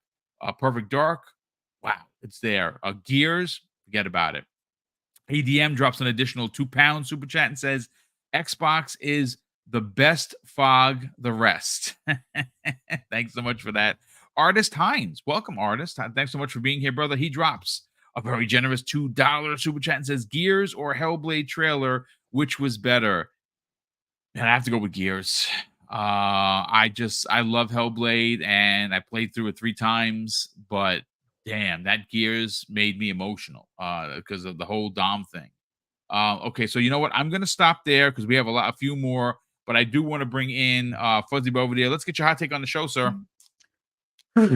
Man. All right, so the big drawback was I didn't get to watch it live. I was kind of on the road at the time, but I did wind up watching it like at least 2 or 3 times in 4K afterwards. And man, oh man, like even just like, because I was listening to Mav while he was doing the live stream on the road back home. Even just hearing their excitement over it, and every now and then glancing at my phone. Yes, I know you're not supposed to do that while driving, but there were a couple of stoplights here and there where I was like, "Whoa, is that Flintlock?" And it's like, that. All right, I'll start off with. We were all trying to guess what they would start off the show, and a lot of us kind of guessed right that it would be something Gears related. Although what it was from Gears, we pretty much all got wrong. I don't think anybody saw E-Day coming at all. Nope. But a lot of people are like, maybe they'll show Perfect Dark in the beginning, or they'll probably show, State of Decay. They're going to show one in their first party. But I think everybody in the community overlooked their other first party, their new first party being Call of Duty, to kind of set the tone. And with a Prodigy song as the backdrop for that video. That was dope, clip, dude. Yeah, that already told you from get-go that this was going to be a hype show from start to finish. And yeah, I understand some people aren't for the mouse game. I'm all for it, along with Mixtape and a lot of the other games that were shown. Keep the mouse out of your mouth, Fuzzy. The mouse is fine. No, I'm looking forward to that game because it has like that. Like me and my wife, we tend to play Don't Starve, so it has some of those vibes as well, but a lot more puzzle solving to its type of stuff. But yeah, there was no low point for me on this entire show, and that's usually rare. Like okay, I'm not into Elder Scrolls quite yet, or Elder Scrolls Online or anything. So when they showed that DLC, it was like, okay. But given the fact that I'm huge into Starfield, and to have Shattered Space show up the way it did, and as well stop like Stealth Drop, some of the add-ons and things like that, and the dev kit. Oh my or the God, creation kit. yeah, Yeah. Yes. that all of that in itself, like that by itself, in the Call of Duty trailer would have made a showcase, 8 out of 10 or 10 out of 10, just Yep. all in itself. But then they dropped Doom, was like the second title, and a lot of people were wondering, well, the Dark Ages, like, is it going to be kind of a Is he Hexen going to kind have of any thing? modern weapons? Boy, did he have modern weapons? All right. He got into a freaking mech. Holy shit. You got modern weapons, you got old school weapons with a twist to it. You got a shield with like a saw blade on it. Like the fact that you could throw it like a boomerang and chop things in half when it comes back. Like The real Captain America, baby. yeah, Yes. they already were starting at like level 10. And I wasn't sure if they were going to have, like, I know there were some leaks prior about, some things about Undead Labs, some upgrades or recent changes and stuff. I was like, well, maybe they save that for later or something. Hopefully we see something. But man, a lot of people were downing like the first time it was shown, even though they were hyped for hearing about a State of Decay 3. They're like, oh, CGI, well, they're doing Unreal, so maybe it'll look as good. And yeah, they got it look as good. As far as with the combat and everything, like they did a major upgrade compared to the visuals that they've had in the past. But I was fine with the visuals they had in the past. So to see this progression, and to see that you're going to have more of that like cinematic style, as far as like either the conversations between the characters, or just from that, like what would be kind of a cutscene to the instant action where you're having to shoot the zombies creeping up on you, kind of thing. Just all of that as an improvement over the previous one is amazing. The way Perfect Dark showed up, like I know some people were hoping for like maybe a third person thing. I found out early on it was going to be first person, but it showed up better than I even expected. And I was hoping for something that would be kind of like a Splinter Cell, Ghost Recon kind of mix with some tech stuff mixed in, which they nailed the tech stuff as far as the listening devices and all that stuff. Like I loved how everything just fits that genre, as far as you could go the sneaky route with the parkour and everything, or you could probably go guns blazing, although it may not be in your best interest. But man, that showed up great. As everyone said, Fable, which I knew from an inside source that we're not going to believe how good this game looks. Like when we saw how good Forza Horizon 5 looked, when people thought that was just like live video in Mexico and the car goes flying by and then you're following right behind it. No, that's actual the game, which is crazy. Yeah. That was as good as that game looked, and people were like, "Oh, they'll never be able to do people or character models and things like that because of what they have in the game." And it's like, no, they proved that wrong with the last trailer, or the trailer that they showed last time. So the show, even the density of the population in the city, to show how the interactions when you're having conversations with some of the NPCs and things like that, was a vast improvement. And the fact that they're going to have like and bear in mind, this would be the first time I'm playing Fable. Like I've said before, I was on PlayStation during the 360 era. So for the most part, when it comes to things like how the characters all in general deal with, oh, actually my cat is having a little bit of a moment here. But yeah, for the most part, when it comes to how the characters interact, and the fact that you're going to have, like, I guess, your own nemesis, like whatever the opposite of you is, I guess you're going to have to battle with that at the end. Just makes those choices you make even that more meaningful. And there was some improvements on like the character model for the main character. I know people dogged it previously, but I always thought, based on what I've heard of how Fable played before, maybe the character model that was shown before was one that made more bad choices, because I thought the more bad choices you make, the more ugly or evil you tend to look, type of thing. Yeah. So I never had a problem with it, but the character model that they showed this time looked a good bit better than what they showed last time. So maybe they took feedback, or maybe it was just the choices that you make will determine how your character looks, like I've heard that it was like in previous Fables. So all of that said, all of the first parties showed up in a major way. The one thing that was missing from the show, or actually two things that were missing from the show that I would kind of hope were there. One was taken care of the following day with the update that's coming to Forza Motorsport. They finally got Sebring, so I'm happy about that. Endurance racing, still looking for a few more updates, but they have a roadmap of all these updates that we're going to be getting over time. So looking forward to what they continue to do. And yeah, I know Horizon didn't show up like I was hoping, but that was kind of like the dream that I was hoping it would be there, just for the fact that I didn't only expect it until 2026. I've always thought Fable would be a 2025, and then a Forza Horizon 6 in 26 kind of mathematically makes more sense type of thing. But yeah, everything else was awesome. And the fact that even the third party stuff, like was it Expedition 33? Yeah, that looked really good, dude. Wu Shang, like there was a lot of stuff that showed up great.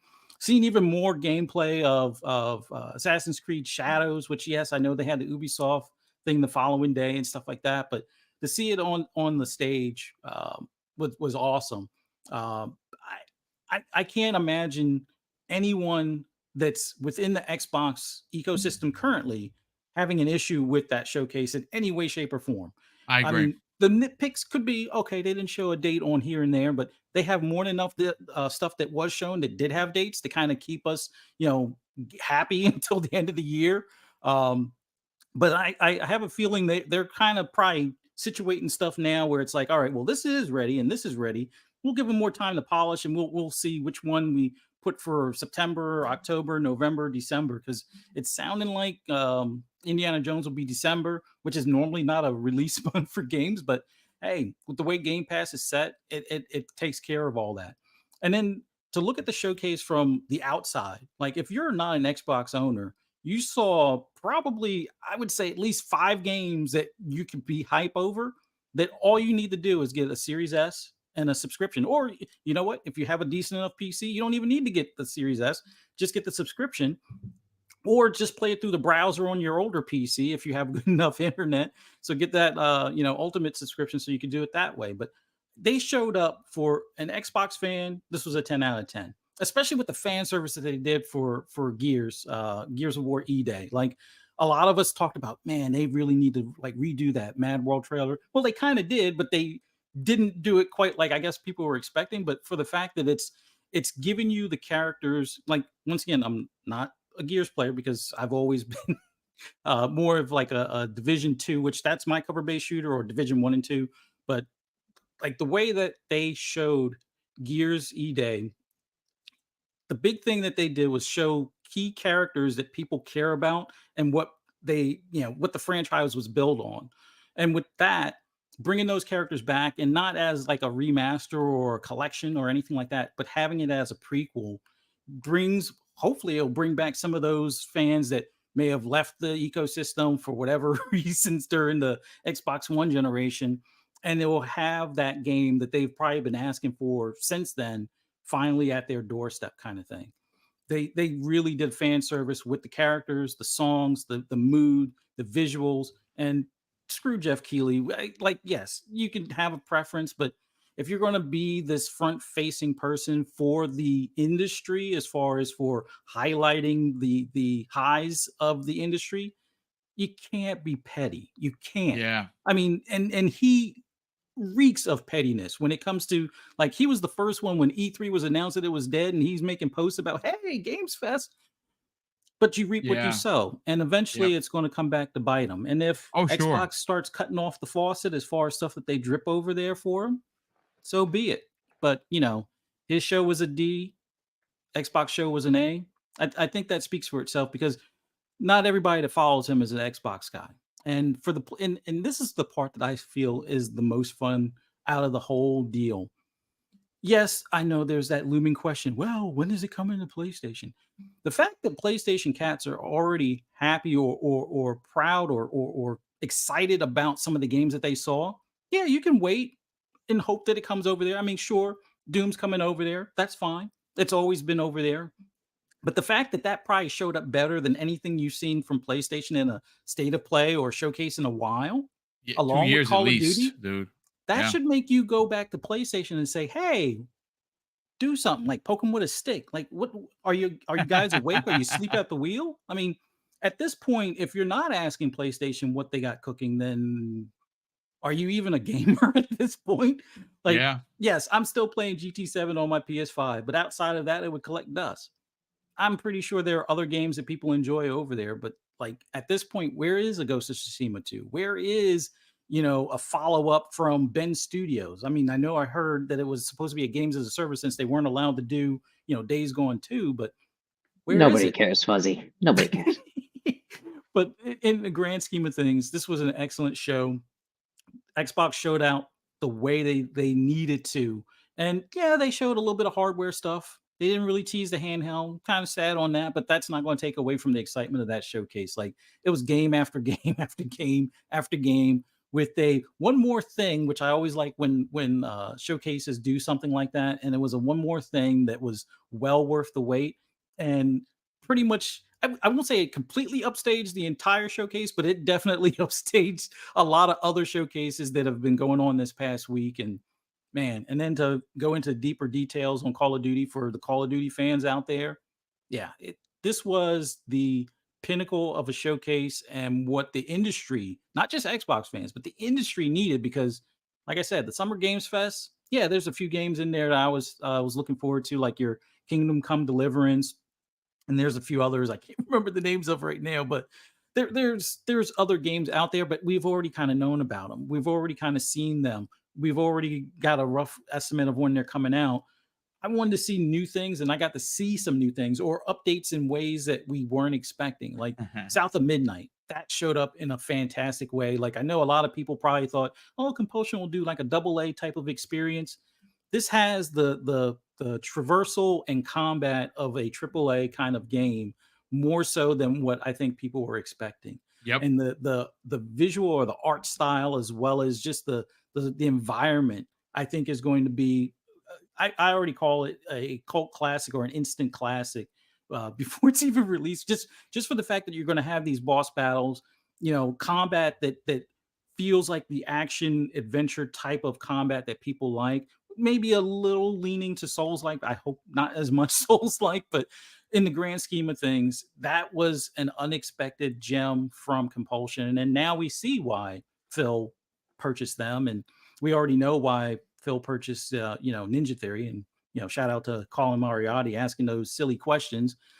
I guess he can see now, or does he still need his glasses? But aside from that, that was an awesome showcase. I've rambled enough. I'm looking forward to these games. I've already got enough of them preloaded on my Series X, so looking forward to it. Looking forward to even getting back into Starfield. Like I said, the fact that Microsoft supports the existing games the way they do, like whether you're a Sea of Thieves fan, whether you're a Elder Scrolls fan, Fallout 76, you can now play as the Ghoul. I mean, especially after the TV series, how cool is that? Like, yeah, they nailed it all around. Hands down, a 10 out of 10, 10 stars. If you want to go beyond 10, yeah, I'm not going to disagree with you. It was well worth the wait for this showcase. They knocked it out of the park. They absolutely did. So listen, ladies and gentlemen, this is what we're going to do. I want to get everyone's top 3 picks before we get out of here. The Gears of War conversation, I'm going to move to Thursday, and I'm going to tell you why. Not only am I going to have, of course, Chrissy Baum, but I'm going to have one of the biggest Gears heads in the industry joining us. Obviously, if you saw his emotional breakdown with Gears, he is tip of the spear. So we're gonna move the Gears conversation forward to Thursday. Tomorrow night we're gonna kind of get everyone. Everyone should be showing up in a big way. We're gonna continue the conversation of what Microsoft has done, what they potentially will do at Gamescom. But listen, let me catch up on Super Chats. We'll bring Gamsley, Jamie, of course, Infinite Umbra, and Fuzz. We'll get your top 3 picks, which is very hard for a lot of people. I have my 3. We'll get to them in a second. We have here Will Broke Boy Lewis drops an additional $5 super chat, and he says Forbes just put out an opinion piece article titled "South of Midnight has restored my faith in video gaming." Wow, a positive article from Forbes. That's beautiful. Shocking. You like to hear it. You'll love to see it. Hargeet Chani being slanderous, as always. Hargeet, great to meet you in real life. And brother, can't wait to talk about it some more tomorrow evening. He says this after dropping a very generous $2 super chat. Best SGF moment and announcement, Lego Horizon on Switch. He's not letting that one go, and that's funny. I love it. JD Gamer drops in a generous $5 super chat and says, I said it years ago that Xbox didn't need Jeff or the VGAs or SGF, and clearly it just proved the latter. That I wonder what happens later this year. Yeah, I mean, Jeff is going to dig himself a ditch. I'm going to be honest with you. He keeps making those pop shots. I just find it so ugly and so unprofessional that he consistently goes after Xbox, and they're supposed to be a partner of his. And you know what? I'll say this publicly. I'm glad Xbox didn't give him anything, and I hope that trend continues, because the pricing scheme, and I say scheme, of what he's charging to show your game or your wear on his show, if I was a publisher like an Xbox, I wouldn't put it there, because Xbox just lets you put it there. And you know what? They have their own show. They don't need Jeff. And after the pop shot, after such an amazing reveal for Gears, I thought was just a little unprofessional, a little low in my opinion. Low hanging fruit for him. He didn't need to do it, but he did it, and he got ratioed for it. And I'm not going to say that I didn't chuckle a bit when the development community came out for him. Sorry, I did. Double K24, who's been a channel member, holy shit, for 3 years. Thank you so much, Double K, for this outrageous support. He says the Xbox Showcase showed the industry why Xbox has Bruce Leroy glow. I love it. We need that mastered achievement. Congrats, Boom, on the trip. Oh, thanks so much, brother. Super appreciate the kind words. And, of course, the continued generosity. JD Gamer, who's been a channel member, Jesus Christmas, for 53 months. I think it's been as long as the channel's been around. Brother, thank you for the outstanding support. He says, by the way, pathetic port begging ponies got no games over on the sidelines, wishing they had on Xbox. Look, I won't hold all of your your past transgressions against you. Come on back, mooch and crap. You too, MBG. Oh, that's all right. That's right. Welcome them home. Will they take the hand? No, stay over there. They bring curses with them. Stay over there. There you go. There's that. Okay. This is a good one. I pity the PlayStation peasants. He drops a very generous $5 super chat and says, "Hey, Boom, why everyone has amnesia on 2021, 2023 showcases? They were amazing. Also, no, they were absolutely fantastic showcases. Even 2020 was good. It just, a lot of the stuff didn't hit, for a lot of people." JD Gamer drops an additional $5 super chat and says, question for the panel. Is it possible we're getting Halo, Gears, and Forza for the launch of the next-gen system that might also include a handheld? Yes, I believe that Very is possible. Because you think about it. Very possible. Forza is probably not coming to 2026. It's not next year, right? I mean, we're just assuming. The next Halo, they're working on it. Potentially a launch title. And with Gears 2026, they might have the Holy Trinity as launch titles for their next monster hardware and their handheld. It seems like it would be pretty ridiculous. The Duck of Death. Welcome to the program, Duck. He drops a very generous $2 super chat and says, 2026 new console with PlayStation ports in Play Anywhere. You might be onto something there. God of War to launch right alongside the new Gears of War. Holy shit, the world has officially cracked open and ended. Oh wow, this is nice. Will Broke Boy Lewis has gifted, ladies and gentlemen, 5 Double Barrel Gaming memberships. Bro, that is crazy generous of you. Thank you. If you got one, please, by all means, thank this gentleman. And lastly, Gotham Guy. Oh man, I wish I was hoping to see you there, brother. He was the friend who offered me his +1 back in 2019. Otherwise, I wouldn't have got in to the Xbox Showcase. Then Gotham Guy drops a very generous $20 super chat and says, "Hey, Boom, it goes without saying that you had an awesome time at FanFest. You deserve all of the red carpet treatment that you received because your continued hard work and success. the show was definitely a 10 out of 10. Brother, that is so ridiculously kind of you to say. I had a great time. It was very surreal for me being recognized as media. Honestly, we're not gaming media, but to be recognized as such was a really, really monstrous deal. But let's bring this back to Gamsley. Gamsley, I know it's hard, but you got to figure it out. What are your top 3 games? Fable, Avowed, and Doom. Okay, that's Um, that's all fantastic picks, dude. yeah. And just to I sidetrack for a moment. Did you guys see the bomber jacket that's on the Xbox Gear Store right now that says "Jump In"? Can I I didn't show see you it. guys something? Bro, I got one. oh man. It's just pointing back to, I think Xbox is really playing on that nostalgia. And I think that's one of the reasons why they're going so hard into Gears E-Day. You know, they're really bringing back all this nostalgia tugging, with COD being associated now with Xbox and all that stuff. The good old Here it days, is. guys. And Here- look at that jacket. It's freaking amazing. Oh, you know what they don't show you? Hmm. Look at the side sleeve. It's got patches that you can change. Oh, incredible. No, it's super cool. Like them going back to that slogan as well should just tell you everything about where Xbox is going and their lineup today. As I just mentioned, Fable, Avowed, and Doom, all that heavy rooted in old school ideology, you know? Really, really awesome stuff. So yeah, those are my 3.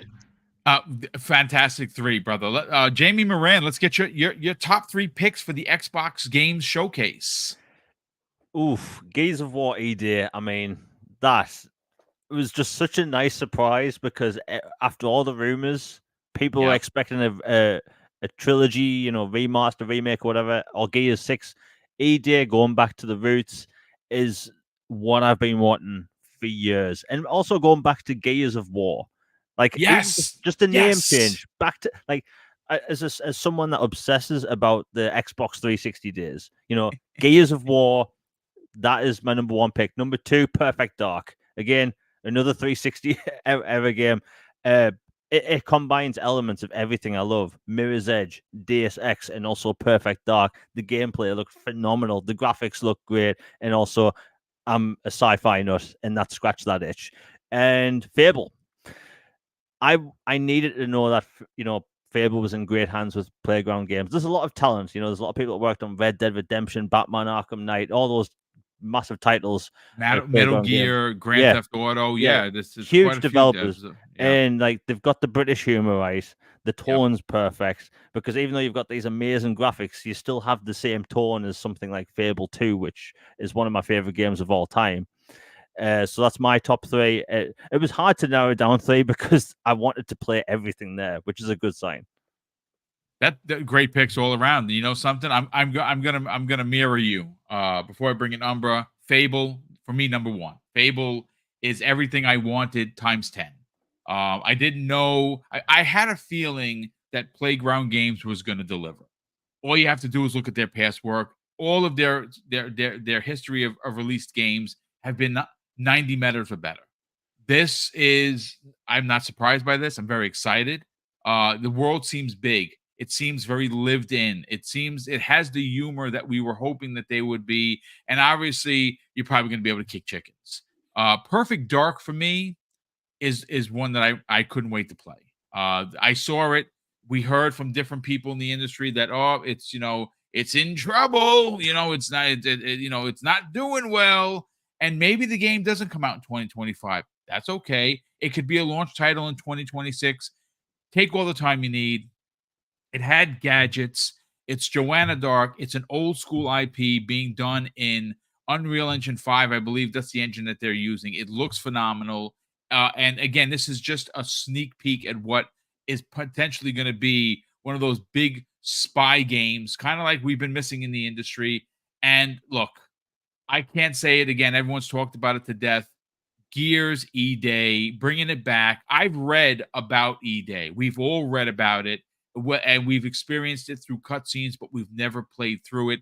This is going to deliver what E-Day was, And like I was saying earlier to Gamsley, so is there a Gears of War collection? I believe there is. People Can Fly have been working on a licensed first party IP. Who better to deliver a collection for the Gears than them? Now, I understand a lot of people didn't like their take on Gears, but they're not reinventing the wheel. They could very well be doing a remake, and it could come out after this. Think about that for a second. You get Gears E-Day, then you get the Gears of War trilogy redone in Unreal Engine 5, going from where it started. Now you're playing through it in a new, gorgeous looking way, right into Gear 6. To me, it seems like a match made in heaven, but that's my three. Umbra, what are your three top picks? So it feels criminal to only choose three. I'm going to do that. I'm going to do it on my show too. But doesn't it feel almost criminal to do it It because of so absolutely many does, great because ones? you could easily say top 5, top 7, top 10. Yeah, like they showed 17 first party. I would put them all up there. Throw them all up there. But to go to your Gears point, Phil in an interview the other day, he mentioned that Gears 4 and 5 were another team story. The executive team shifted, and that team doesn't have the same vision for Gears as the old coalition. So now they're working on both, like you mentioned a second ago. So you have the Gears E-Day here team doing what they're doing, going back to the roots, making the Locust much more serious, more focused on a horror More aspect, dark. more gritty, more dark, more linear. And mind you, I didn't mind the semi-open world aspect they were going for. I think they could have made both work.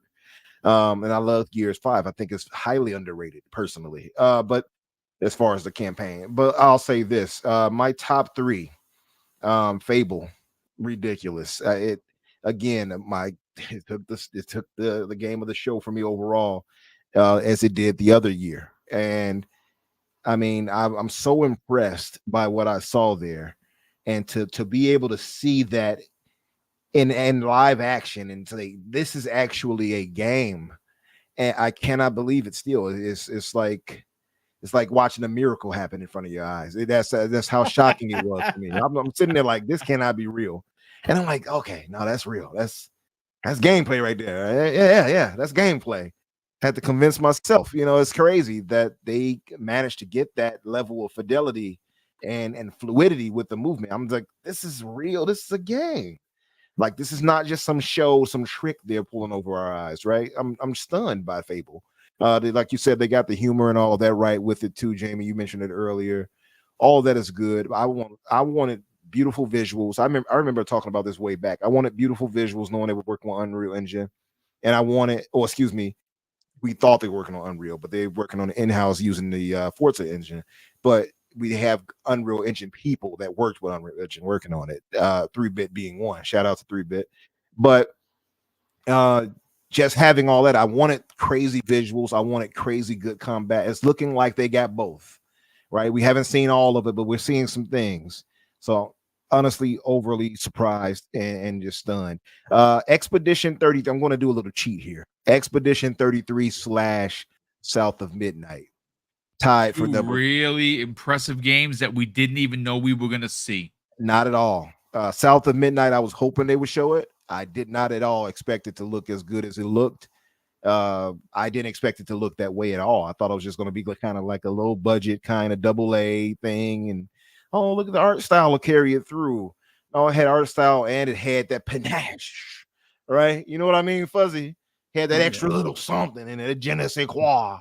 I'm blown away by that too. I was like, wow, this looks good. Love the charm of it, the world, the character, seeing the little,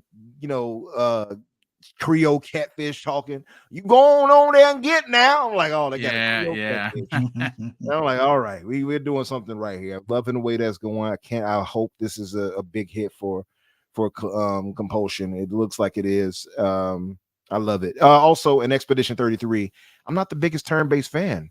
And, although I do love Sea of Stars, I do love Octopath Traveler 1 and 2, which I'm on part 2 right now, enjoying and loving.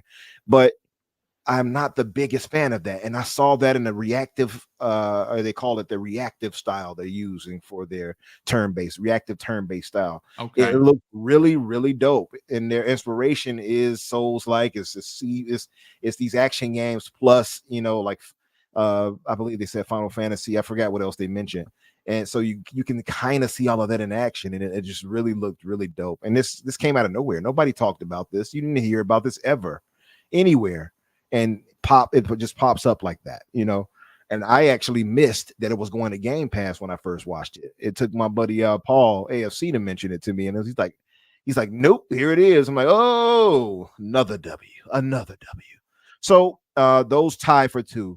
I'm just putting them at 2. Let me put those down to 3. Gears of War. Let me make sure I say it right, the full name, because they got that right, like you said, Jamie. They put the full name, give them the full respect. Gears of War E-Day. We didn't get a chance.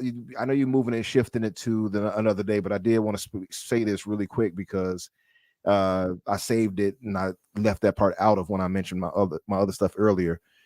Much like Halo is my favorite franchise of all time. You all often hear me say that.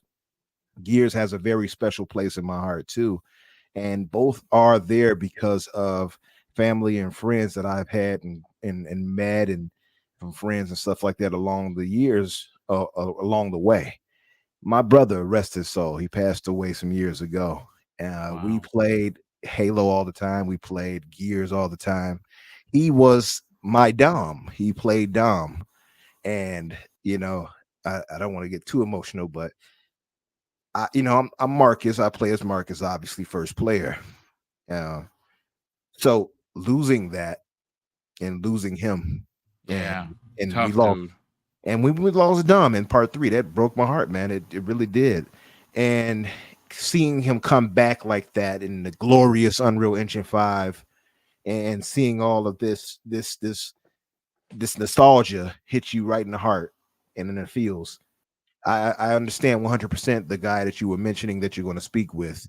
And it has a very special place in all of our hearts, you know what I mean? But no more so than me than relating that to seeing kind of in a way somebody who I associate to my family, with my brother having played as him in every time we played through the Gears campaigns, and hearing that music kick in, and the piano version of Mad World. Oh man, I got choked Dude, up for real. I wasn't It was sure real. at first because when you're listening there, it's incredibly loud, and sometimes like the bass went over it, and I'm like, is that Mad World?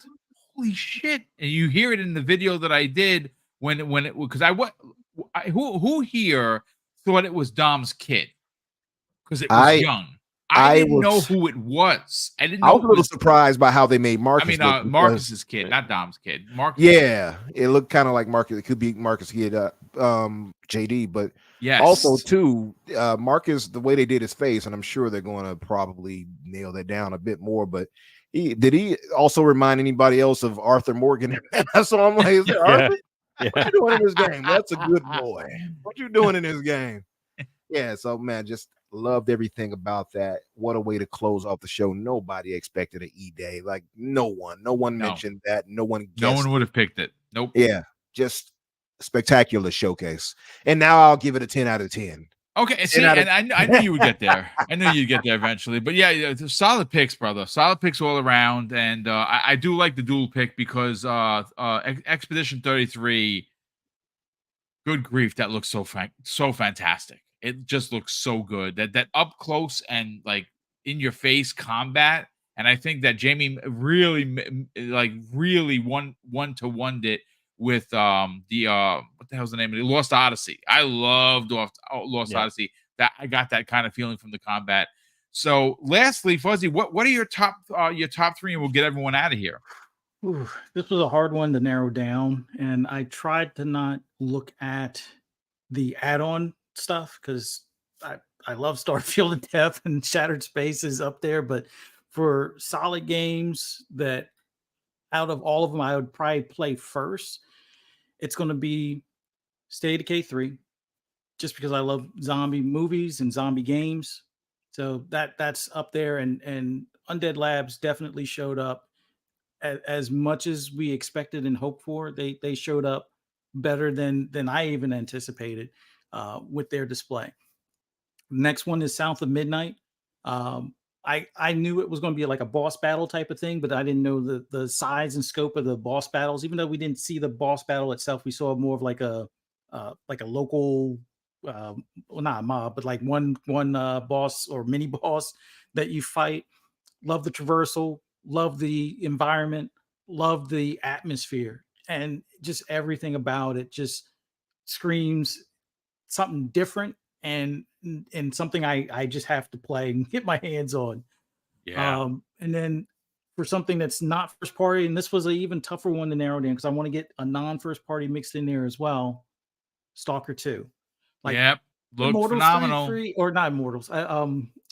Expedition 33 is awesome looking as well, but Stalker 2, even though it's not a looter shooter, but it is kind of like an extraction horror shooter kind of thing, that appeals to me greatly. So just on that fact, that's why that one is in there. And those are probably the three that I would probably like. If they were all released tomorrow, those would be the first three I would tackle. And that's how I based my top three. But there wasn't a bad pick out of the 30 titles. There wasn't a bad pick in them. So yeah, those are my top three for now. Absolutely. Well, great picks all around. Ladies and gentlemen, thank you so much for being here today. Let me get these last super chats and we'll get everyone's outros and get you out of here. Oh, you have ADM drops an additional £2 super chat and says, never doubt, never fret. Xbox is full all in on gaming. Indeed, they are. Homeless Bird, welcome back. Well, drops a very generous $2 super chat and says, stoked for Flight Sim 2024, Doom, State of Decay 3, and Blops 6. Yeah, I mean, all great picks all around. And lastly, holy moly, Will Broke Boy Lewis, not only has he already donated and gifted 5 Double Barrel Gaming memberships, he does it again. Will, brother, that is ridiculously generous of you. Thank you so much. Please, ladies and gentlemen, if you did get a membership from him, please thank him in the chat. I would greatly appreciate it. But let's get everyone out of here. Gamsley, let's sell your brand, brother. Where could people find you on social media? But more importantly, subscribe to your YouTube channel. And what else you got going on? Yeah. First, I just like to start by saying, Umbra, thanks for sharing that story. And I think it's beautiful. I think it's beautiful, and I think we lose sight of what actually brought us to games in the first place. And that's a perfect example.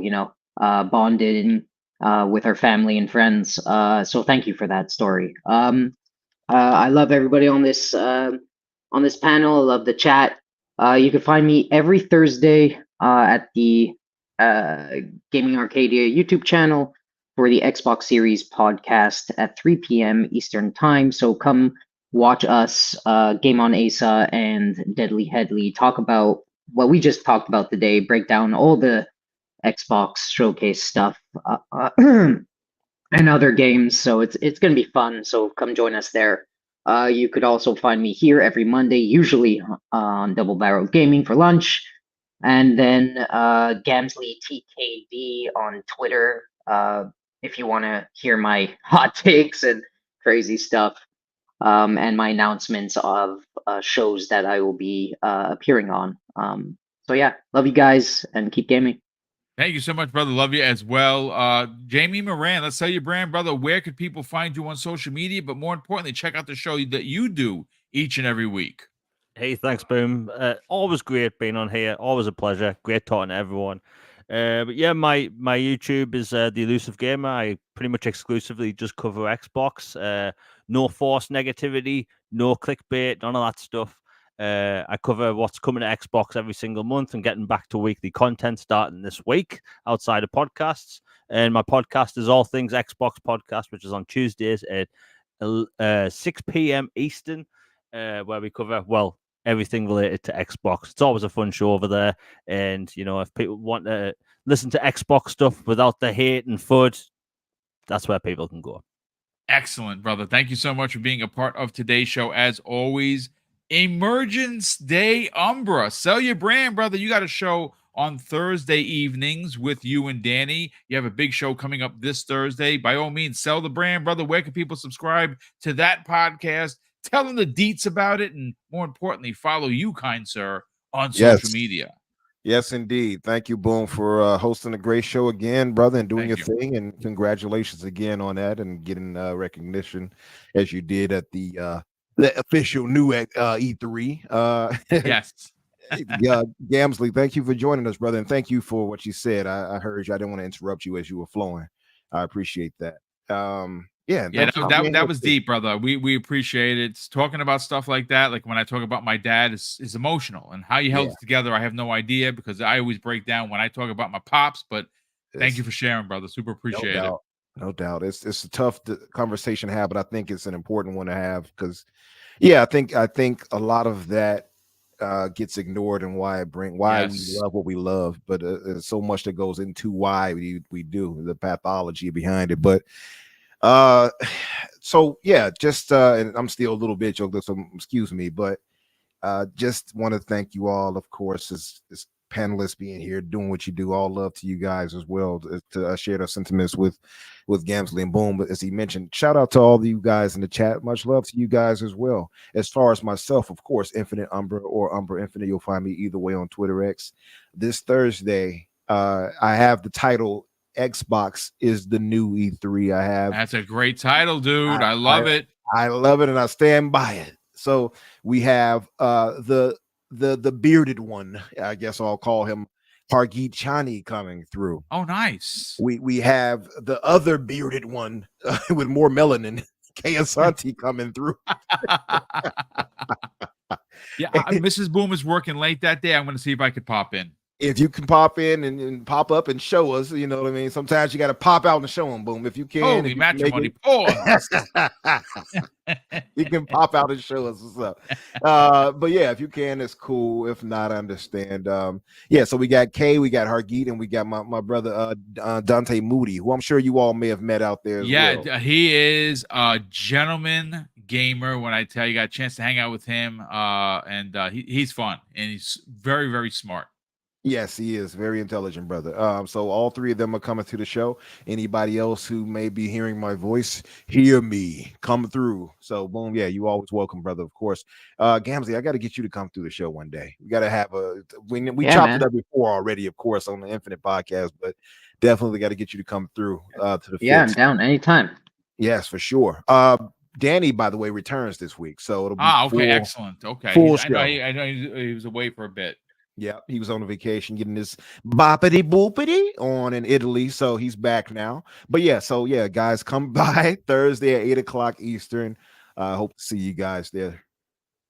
Well, thank you so much. And lastly, Fuzzy Belvedere, you'll be back with me Friday morning on Breakfast at Boom. But by all means, tell everyone where they can find you on social media and the best place for anything and everything in the racing genre, where they can subscribe to your YouTube channel. What else you got going on?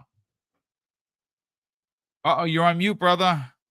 Oh, no. Sorry. There you go. Just want to thank you for having me on today. It was awesome being on here with Gamsley, Jamie, Umbra, and you, Boom. I checked out the show and didn't realize you had sent me a DM earlier, so I missed getting on here with Paris. That's okay, brother. No sweat. It was just, this whole week has been awesome as far as the energy in the gaming industry. Primarily on the Xbox side of things, but just gaming in general. And if you're a true gamer and you're looking forward, if you're not looking forward to anything, then I think you might be in the wrong hobby. But there's so much out there as far as what to play and what's, on the future roadmaps and things like that. So I encourage everyone in the chat. Well, once again, thank you guys for showing up and watching us and listening to us and interacting with us in the chat. But definitely participate in this gaming hobby. Find something to play, whether it's on Game Pass or in the platform you prefer, store, wherever. There's so much out there and some great things we got to see these past couple of days. So for those that want to hear my rambles and rants on anything gaming related, just follow me on the app formerly known as Twitter or X or whatever you want to call it now at Fuzzy_Belvedere. Hope to see everybody here on Friday morning at 10 a.m. Eastern Standard Time for Breakfast with Boom. Would love to see you guys there. You can also find me on Xbox Ultimate Friday nights, 10 p.m. Eastern Standard Time, and then Pixelated Echoes with 3-Bit on Sundays at 8:30 p.m. Eastern Standard Time. But man, great time to be a gamer. So much fun to be had.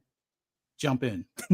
Yeah, indeed. Thanks. Absolutely jump in. But thanks so much, Fuzzy. Super appreciate it. Can't wait to see you on Friday. I'll probably start working on that show because there's new information starting to pop up.